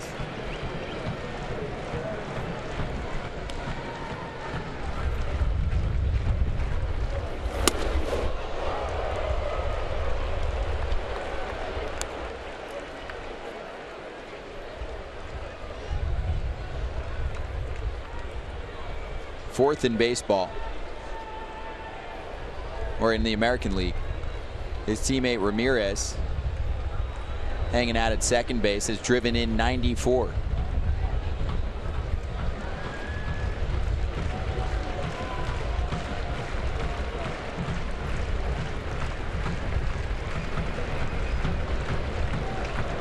Can Oliver Drake keep this to a 3-run game? Slow roller left side, Sano on the move. No runs for Cleveland. They'll strand 2 in scoring position here in the 7th. We have completed 7. And Cleveland hangs on to the 5-2 advantage thanks to Jason Kipnis and his 3-run home run back in the 6th. It is Cody Allen time. So, how concerned are Indians fans about the Indians bullpen? Let's run through what we've seen from them thus far. So Tito's going to go to Dan Otero to try and save the day against Joey Votto with the bases loaded and 2 down. 3-2. In the gap, right center field, and Votto delivers the goods. We had a communication. I said OP, and I think in the midst of all the, Carl thought I said OT. That one lands squarely on me. Back is Greg Allen, and it is gone, and Kansas City wins it. Just find not get beat, I don't know what to tell you, but I think it's probably, it's been a big grind this year. It's come in waves. So they needed to make this move. They give up a big-time prospect. It's a tremendous move that they had to make. And, Terry Francona wasn't going to sit here and roll with the 29th best bullpen. And Indians fans are saying, we've seen this story too often this season. Last year, best bullpen ERA in Major League Baseball. And this year, they ranked 26th with a 4.83 ERA. Although it's been much better since July 23rd. Since that time, they've been 9th in baseball. But yesterday, it happens again in a 4-3 loss. They were up by a run until the 7th. Cody Allen enters, gets 2 quick outs, and then walk, base hit, walk. Robbie Grossman 2-run single and a 4-3 win. So in the Indians fan group, we asked this question: what's the biggest key for the Tribe this postseason? And it looks like we know where the people's minds are. On that bullpen by an 82% landslide. John, would you agree? No, I mean, I think it's great. I mean, you've got, not that the bullpen is a question mark, but the starting rotation, even without Trevor Bauer being healthy right now, I think everyone would feel pretty good about going into a postseason with Kluber, Carrasco, not Bauer, but Clevenger and Shane Bieber. I mean, we've got some pretty good arms, a lineup that can score runs, and you've got 2 MVP candidates in it, along with Encarnacion and Brantley. And then you look at the bullpen, but they have Brad Hand. They do have a closer right now. It's not the closer that Indians fans have seen over the last 2 years. And Cody Allen's been here a lot longer. It's been Cody and Andrew Miller. But you have Brad Hand, and you have Simber. You have other guys. You still have Cody Allen. You've got Andrew Miller, who's on the DL right now, but there's a month left in the season. So there's a lot of positives that you can take out of what's going on. Cody Allen's got time to work through his kinks. And we're going to see that today. I imagine after this batter, they keep Oliver Perez in against Joe Mauer for the lefty-lefty matchup, but then a right-handed hitter in Logan Forsythe coming up next. It looks like Terry Francona is already ready to step out of the dugout and go get Oliver Perez with his 1.13 ERA this season, 2nd lowest in baseball. The hesitation, and he fires for a strike, and he gets Joe Mauer. That's a good day's work from Oliver Perez. Enters the game with a runner on base and strikes out Adrianza. Same result against Joe Mauer in the lefty-lefty matchup to start the 8th. And now Terry Francona will call on Cody Allen. So why the 8th inning for Cody today? I think, Glenn. I think Tito's playing a matchup. I think he sees he's got Forsythe in a right-hander. He's got Grossman, who came off the bench, but a switch hitter. And then Sano, who I think Cody, he gave up a homer to him earlier this year, but I think he's had some success with that breaking ball. It's a guy, if you want him to get out there, and the breaking ball has been his issue, is you want him to see some right-handed hitters where he can use that thing and get comfortable with it and try to get out front, try to get on top. And those, with Logan and with Sano, those are 2 guys that I think he can do exactly that. And this is the benefit that the Indians have, is that Tito can pick the exact time that and almost tailor a situation for Cody to give him a chance to be successful. We'll see Cody Allen very soon, but we have time to play Like It or Leave It. We do it every week. Scott Braun, John McDonald, Glenn Perkins, and the first question, and a couple of them are going to be about the deadline coming up tomorrow, the waiver deadline. Josh Donaldson could be traded. Will he be acquired by a contender before the waiver deadline? I'm going yes, despite him not playing yesterday with some soreness. I think the Blue Jays are going to move him. You say no, John? I think. Sorry, go ahead. No, I don't think you're going to get a taker. He's still hurt. Yeah. He's still dinged up. You're going to give up any value or take on that contract? Glenn? I think with Donaldson, it's just, are they going to give him a qualifying offer? His contract's up. If they're not going to, they got to try to move. Yeah, you might as well. Something. What about Andrew McCutchen? He cleared waivers, so he can go to a team. He's got to go somewhere. I like him for this Cleveland Indians team. I said it on The Fan on the radio station in Cleveland yesterday. Byron Buxton, is he dangerously close to being labeled a bust? Not yet. He's not dangerously young. Close. He is. You know what? And it's so misconceiving how he's struggled, but compared to what Torrey Hunter did, compared to what Kirby Puckett did, compared to what Aaron Hicks has done, at that point in their careers, Buxton has so many more plate appearances. He's actually got a higher OPS plus, which is amazing. Than Puckett did at that age, than Torrey did at that age. So no, not yet. Andrew Miller needs to be healthy for the Indians to win the World Series. Yeah. No. Why? You've got Cody Allen. You've got other guys in the bullpen. You've got Brad Hand. You have your another closer that's there. You have enough offense, and you've got Carlos Carrasco and Corey Kluber. The way they leaned on him in the past, they need him. I mean, do they need him to win a World Series? Maybe not, but they definitely need him. He's going to give them the best shot. Here's Cody Allen. So Brad Hand has a 1.15 ERA, and Oliver Perez is in the 1.12 range now. The other 5 available in the bullpen have a combined 5.77 earned run average. 29-year-old Cody Allen.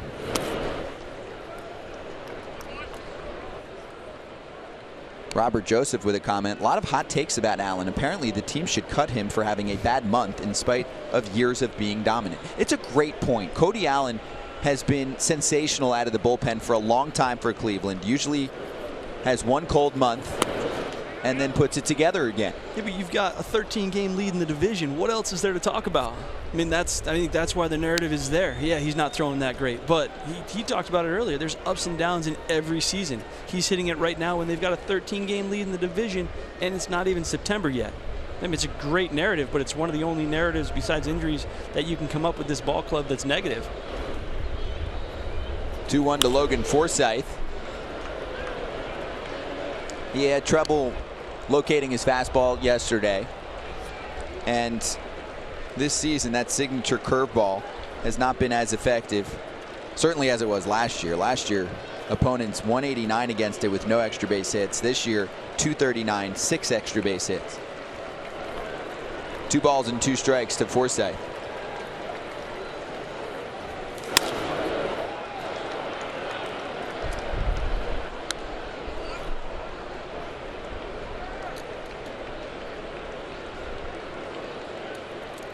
One more from Michael Neal. Allen's mechanics have looked off. They said they worked on them. And watch the rest of this season. He should be back to his old self. I like the optimism. Christian Zane Mason. I have faith that Cody Allen will shut the haters up. I don't know if I'd even call it haters. It's almost like that glass half empty. Like, what am I going to look at that's bad? Well, when you're in cruise control, like you mentioned, you're up by 13 games in the division. You slice and dice your roster and figure out what you can complain about.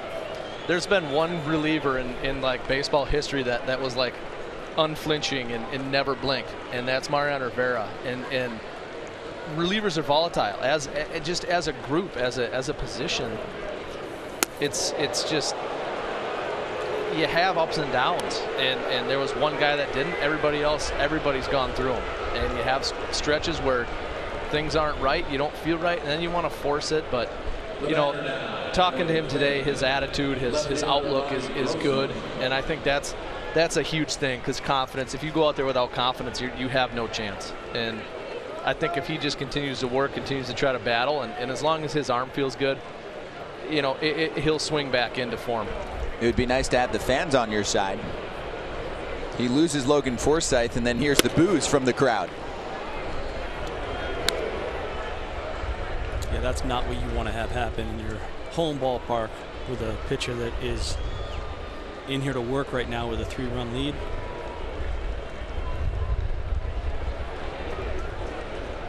I never really understood booing any player while they're still playing in that particular game. When they come out of a game, yeah, you want to let them hear it when they take them out and they didn't do a good job when their day was over. Well, how would you, if you're in your home ballpark, why would you boo your players while they're still trying to perform for you? Aren't you hurting your team's chances? Glenn, if you were booed when you're on the mound, does that help or hurt you?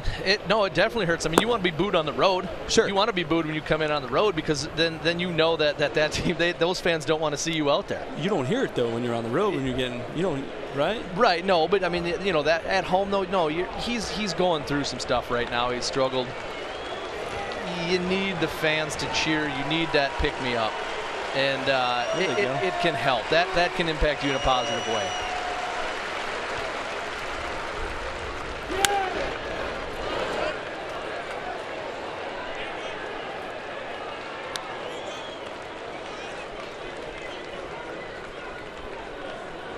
This is good from Xavier Hogan. Love seeing all these MLB pitching coaches in the comments. Everybody offering their 2 cents of pitching mechanic advice. Hey, you know what? The bottom line is the game's hard. Whether you're a pitcher or a hitter, the game is dang hard. And that's what you see. 2-1 skied. It's Geyer. Or Allen. Nope, Geyer has it. Allen bumped him, and Geyer did not fumble. With the way that Cody Allen is pitching right now, he needs that fly ball to be caught, and it is.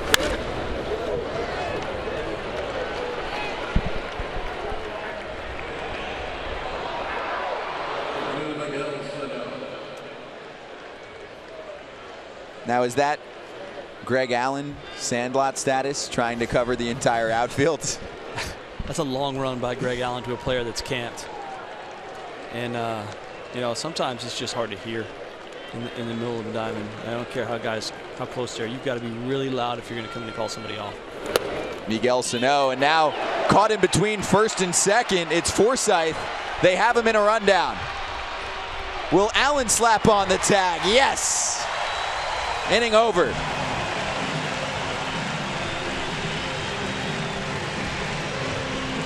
So Oliver Perez gets the first batter, Joe Mauer, via strikeout, and then Cody Allen walks Logan Forsythe, got into some trouble against Grossman in the count, but gets the fly ball out, and then we don't even see the at-bat from Sano because Forsythe is caught in between first and second. Here it is again.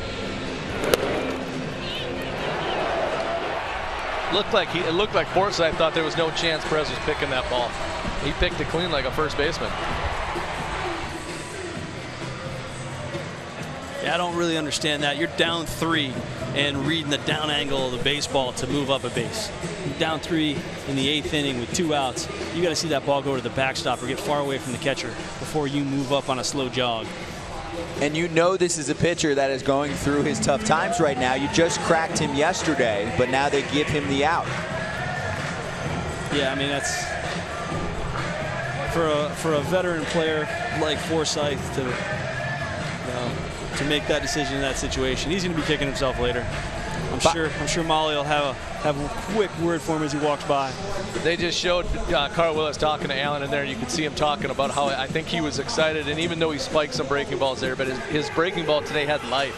It had bite. It had snap to it, and I think that's kind of what Carl was saying right there to Cody, and just encouraging that, hey, you know what? It was a little funky, but you had life today, and that's what it's about. That's the adjustments that he's trying to make. Hey, Twins fans, the Minnesota Twins return to Minnesota on Friday, September 7th, to begin a 6-game homestand against the Royals and Yankees. Come out to Target Field to see Rosario, Mauer, and Kepler in action. Get your tickets now at twinsbaseball.com. And the Indians homestand continues tomorrow. A 3-game series against the Rays and then 3 against Kansas City. So head over to Progressive Field to catch the Stars, Lindor, Ramirez, Brantley, and more. Get your tickets now at Indians.com. Gabriel Moya up next out of the bullpen for Paul Molitor's Minnesota Twins. Last of the 8th. And potentially the last time we'll see the Indians at the plate. MLB Live on Facebook Watch. You've been in the conversation in the comments section here at Progressive Field. It's like you're in the broadcast booth with Scott Braun, John McDonald, and Glenn Perkins answering your questions all day. We'll do a post-game show as well. Follow at Scott Braun on Instagram, and anything we didn't get to as far as your questions about the game or anything else you wanted to ask John or Glenn, just follow that. We'll go live in the 9th inning and then start answering your questions after the game. We'll also have a guest with us post-game, and we'll take some of your questions. Jackie will ask those questions to our post-game interview. So a lot for us still to do. Gabriel Moya. Would you call this a violent delivery, Glenn? It is. He's herky-jerky, I like to say. Yeah, he's got funk. Not big velocity, but he gets strikeouts. You love his intensity out there. He pitches like he throws 100 miles an hour, and I think he thinks he's throwing 100 miles an hour. And like I said before, confidence is such a huge part of success, whether you're hitting or pitching, and he definitely doesn't lack confidence, and that's not a bad thing. He's given up 4 runs in 1 2/3 in his last 2 appearances on 6 hits. We saw him in Tuesday's series opener, gave up 2 runs and recorded 2 outs. He's young, though. He's 23 years old. At some point in his career, he must have thought he was tipping his pitches from somebody. He's got a lot of movement. He's going to move that glove around a ton. He's up against Yonder Alonso. Every pitcher's got to tell, though. Something. Now you sound like Torrey Hunter. Something in every pitcher that you can find. It might not be in his pitches. It might be when you're running the bases and trying to steal bases. Something's in there. Hey, at some point you got to change your grip. So if you're somewhere, you're going to be able to see it. I went through a stretch in college where Alonso to right, that's fouled off. I had a first base coach on another team say that they could see my forearm flex when I changed grips on my pitch, so I put long sleeves on. I started wearing long sleeves to try to prevent that, and then I thought, you know what, this is ridiculous. I don't care if the first base coach can see my pitches. I need, as long as he can't, and so I went away from it. But they can get in your head. That stuff can get in your head. But that was always Torrey's thing. Torrey was so good at finding stuff in guys that they did and exploiting it. Looks like it's off Alonso's foot. Yep.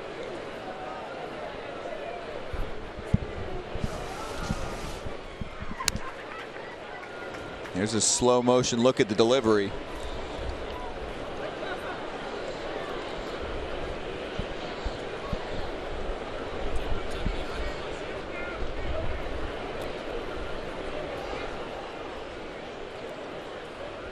It even looked like it hit the guard.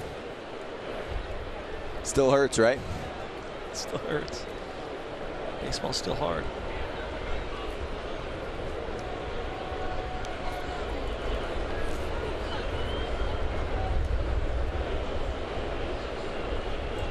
Moya's 3-2.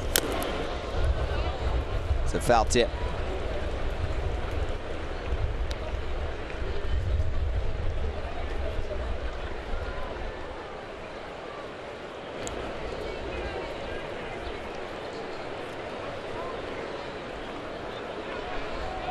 Do we know when the waiver deadline is tomorrow?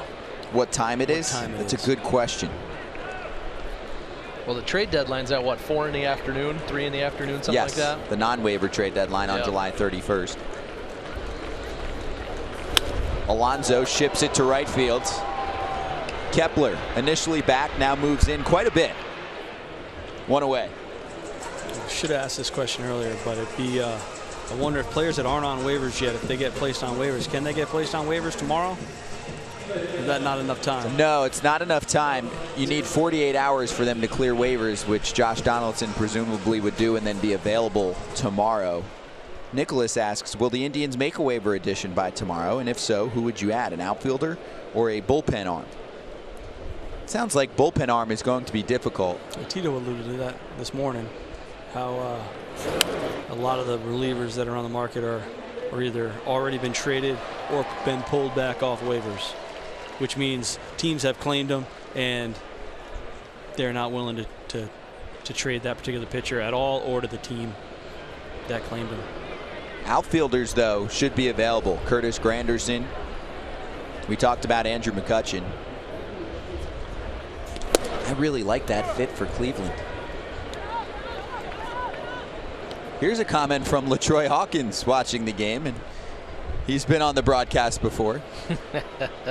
Every guy tips. Yeah, who's one of his best friends? Torrey Hunter. They talk about that stuff.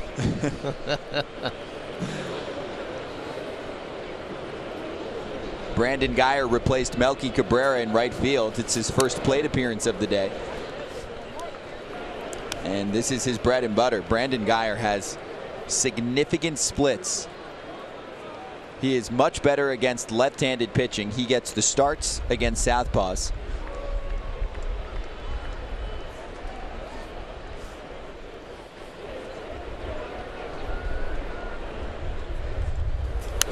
And I remember last game we did, Twins Indians.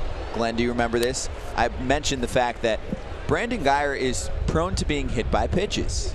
And minutes later, he was hit by a pitch. Yep. Yeah, I was going to say he's much more used to getting hit by pitches than his center fielder when he's trying to catch a ball. So, yeah, I guess that's a. I don't know if he tries to do it or if he just realizes it's away on base or if he stands close to home plate. I don't know, but he's definitely a magnet for the baseball. I think he just wants to up his on-base percentage. Whatever works, right? I hear that you. Time. Moya gets the strikeout. Jason Kipnis with the 3-run home run. It's the difference in the game right now. He pulled that off in the 6th inning, and Jackie Redmond has more on Kipnis. Yeah, Scott, we heard you guys earlier talking about the now infamous magazine bat Kipnis used to correct his swing, but there was also this, a shrine to Jobu, yes, a la Major League. He made it with Mike Napoli back in 2016, pretty decent year for him. Well, apparently the shrine is no more. He destroyed it out of frustration during his slump. You'd think that'd be bad luck, but apparently not for him. I think you said it best earlier, Scott, whatever works, by the way. 9 for 14 since the magazine. Hey, whether it's the magazine or getting rid of something that he had been doing for a long time, sometimes you just need a change, John. Yeah, change, right? Sometimes just a little bit of change will give you a little more confidence, get you in a whole different spot in your head.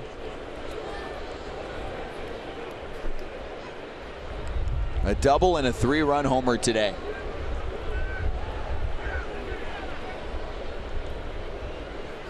Nobody on for Cleveland here in the 8th. Pitch number 15 from Moya. On the right side. And Moya covers. And a 1-2-3 inning. Young Gabriel Moya gets the job done against Cleveland. And we'll move to the top of the 9th here at Progressive Field. If you're just joining us, well, you missed a lot. But let's get you caught up. We'll start in the 4th inning with this A-Ray Adrianza home run. A 2-run shot made it 2-1 Minnesota. And then in the 6th, that's Yonder Alonso tying the game with his RBI single. It's 2-2 until Jason Kipnis unloads. To right field, just enough. His 13th home run of the season. And right now, that's the difference. But Mike Clevenger stole the show in the early frames. He struck out 9 in 6 2/3 innings. Gave up 2 runs. And would you say, Glenn, all of his pitches were working in the arsenal? Yeah, well, yeah. I mean, he had a strikeout on a changeup. I know for with Cave, he had. Obviously, we saw the breaking balls there early on. It was the fastball. It was the first time through 4 strikeouts in the first 9 hitters he faced, all on fastballs.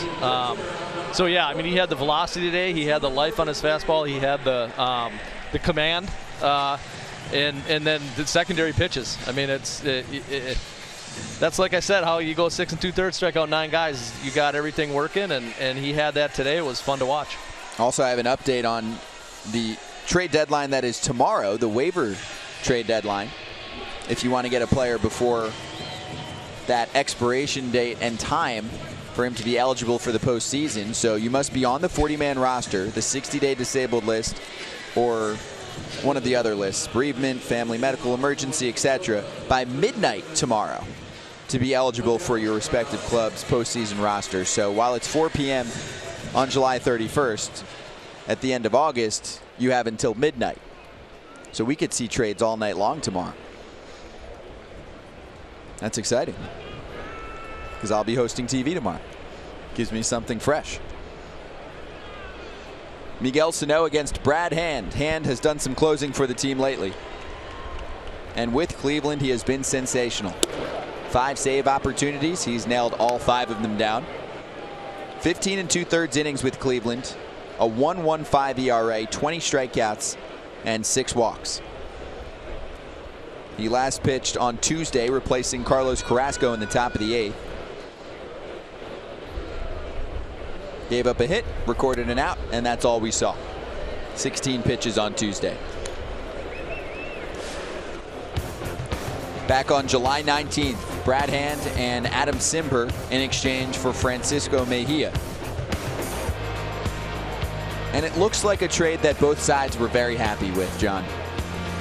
Yeah, the Indians needed bullpen help at the time. They also, Andrew Miller and Cody Allen are free agents at the end of the year, so you're bringing in a new closer that you have control over for the next couple of years. And same thing with Simber.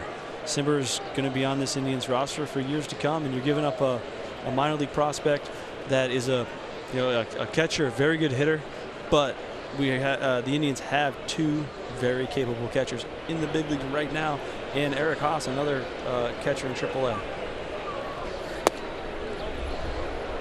It's low to Miguel Sano, 3-1.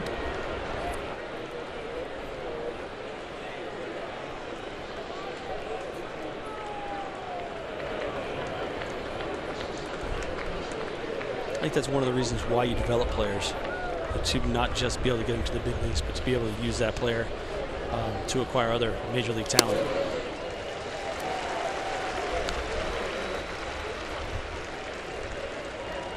Count is full to Sano. We just saw a shot of Jason Kipnis. He's scheduled to join us after the game, so if you have questions for Jason Kipnis, Jackie will ask a few of them to him live on Facebook Watch.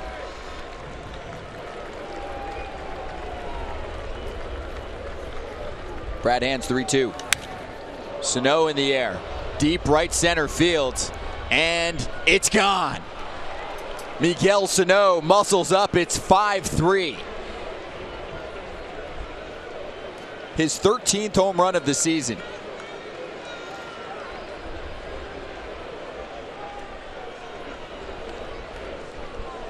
If the Twins are looking for a good sign going into September, it's Miguel Sano against a good pitcher, taking a ball out the other way like that, staying inside of the ball and driving it out to right center field. And a pitch that was off the plate. He's had a tendency to kind of swing his hips open early and want to pull the ball. And you see he's got the power to go out anywhere. And, you know, that's something I think that's what September is for, is where is he at and where are some other guys at, and hoping that you can get a good base going into your offseason to get ready for next year. And that's a good sign out of Miguel Sano right there.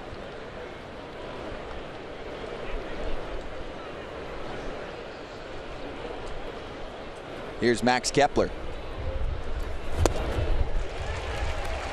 Yeah, too. I haven't seen Sano play in live third base, and I was curious to see what that was going to look like today. He actually moved his feet pretty well, made the routine plays. There wasn't anything extremely challenging for him over there, but he looked comfortable at third base. I was expecting to see someone that did not move around as well as he did today.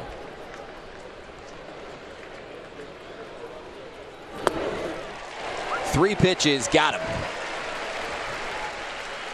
Kepler is the first out. And Mitch Garver coming next.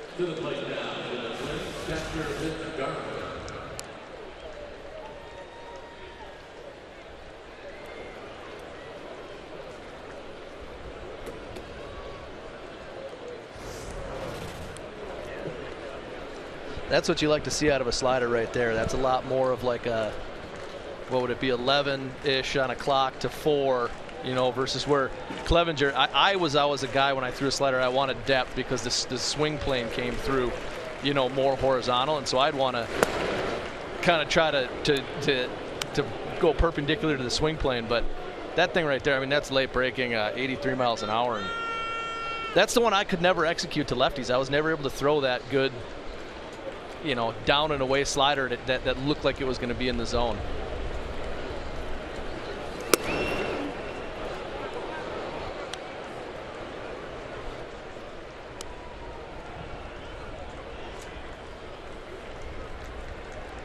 Brad Hand is a great story. He bounced in and out of the Miami Marlins rotation for years and then was designated for assignment, a waiver claim by the San Diego Padres. And since the start of the 2016 season, he's been one of the best relievers in Major League Baseball. Since the start of 16, third in appearances, first in innings, second in strikeouts.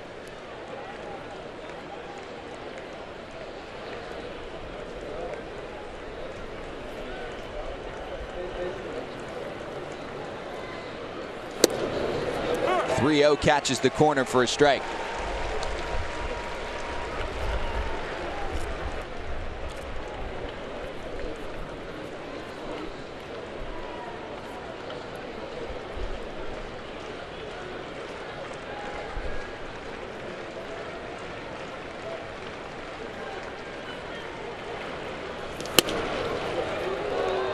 That's off the plate.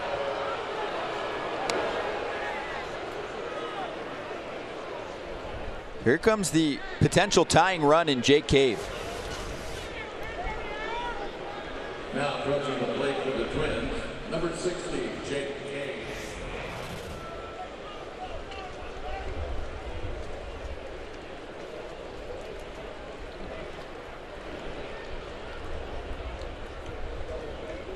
I was talking about the bullpen most of the day. Now we're looking at Cody Allen comes in, ends up only facing, well, he started facing the third hitter, but didn't get to finish that third hitter off. Got his 2 outs. What you weren't anticipating was Brad Hand coming in, giving up a home run to Sano and getting the tying run to the plate here with only 1 out. Let's go back to Tuesday. Jake Cave with the home run to wipe away the shutout chance. That was off Dan Otero. An 8-1 loss for Minnesota. They won it 4-3 yesterday. Last Twins-Indians matchup of the season.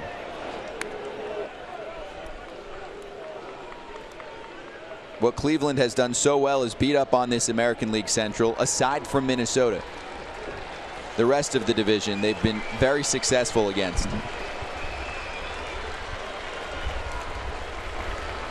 30-11 against Kansas City, Detroit, and the White Sox.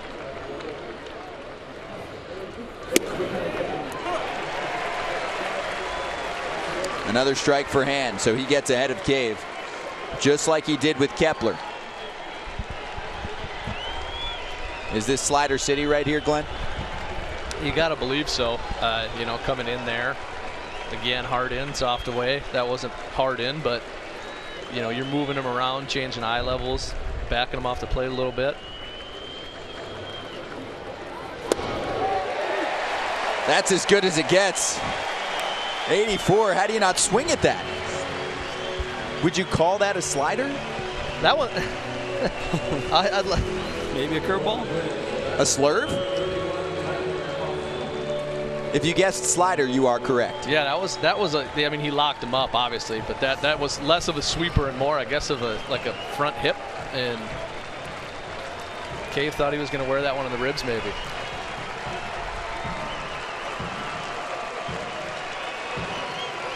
Right down the middle.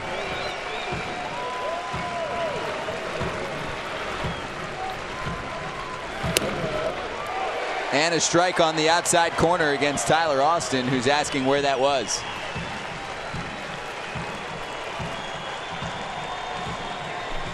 This Cleveland team is 40-25 at home this season. It's a little bit outside. Slider. It's a little bit outside, but I mean, and early in the count, you can't let that get to you. You know, you still got some at bat to work with. Big cut from Austin and a miss. Same pitch.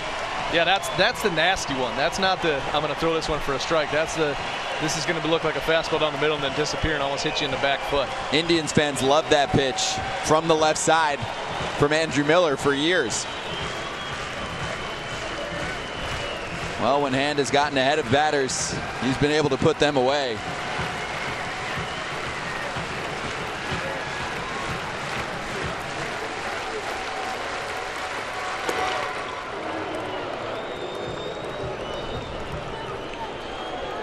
Trying to get him to chase. working. I mean, he's been missing off the plate with his fastball away to right-handed hitters already this inning. I don't anticipate him going back to that. I like that slider that he threw earlier in the count. Yeah, and you don't want to let Austin get his arms extended. I think that's the one thing with him. You throw that pitch out away, he might do what Sano did with it. Stay away from that. Got him. Game over. Brad Hand with his 6th save as a member of the Cleveland Indians. 5-3 your final. Cleveland improves to 76-57 on the year and drops the Twins to 62-71. The Indians take the season series 9-8. It's the 3rd consecutive year that they win the season series. Last pitch from Brad Hand. It's close. That was a similar location as strike 1 to Austin. It's too close to take, as they say, right? Yeah, for the last strike of the game.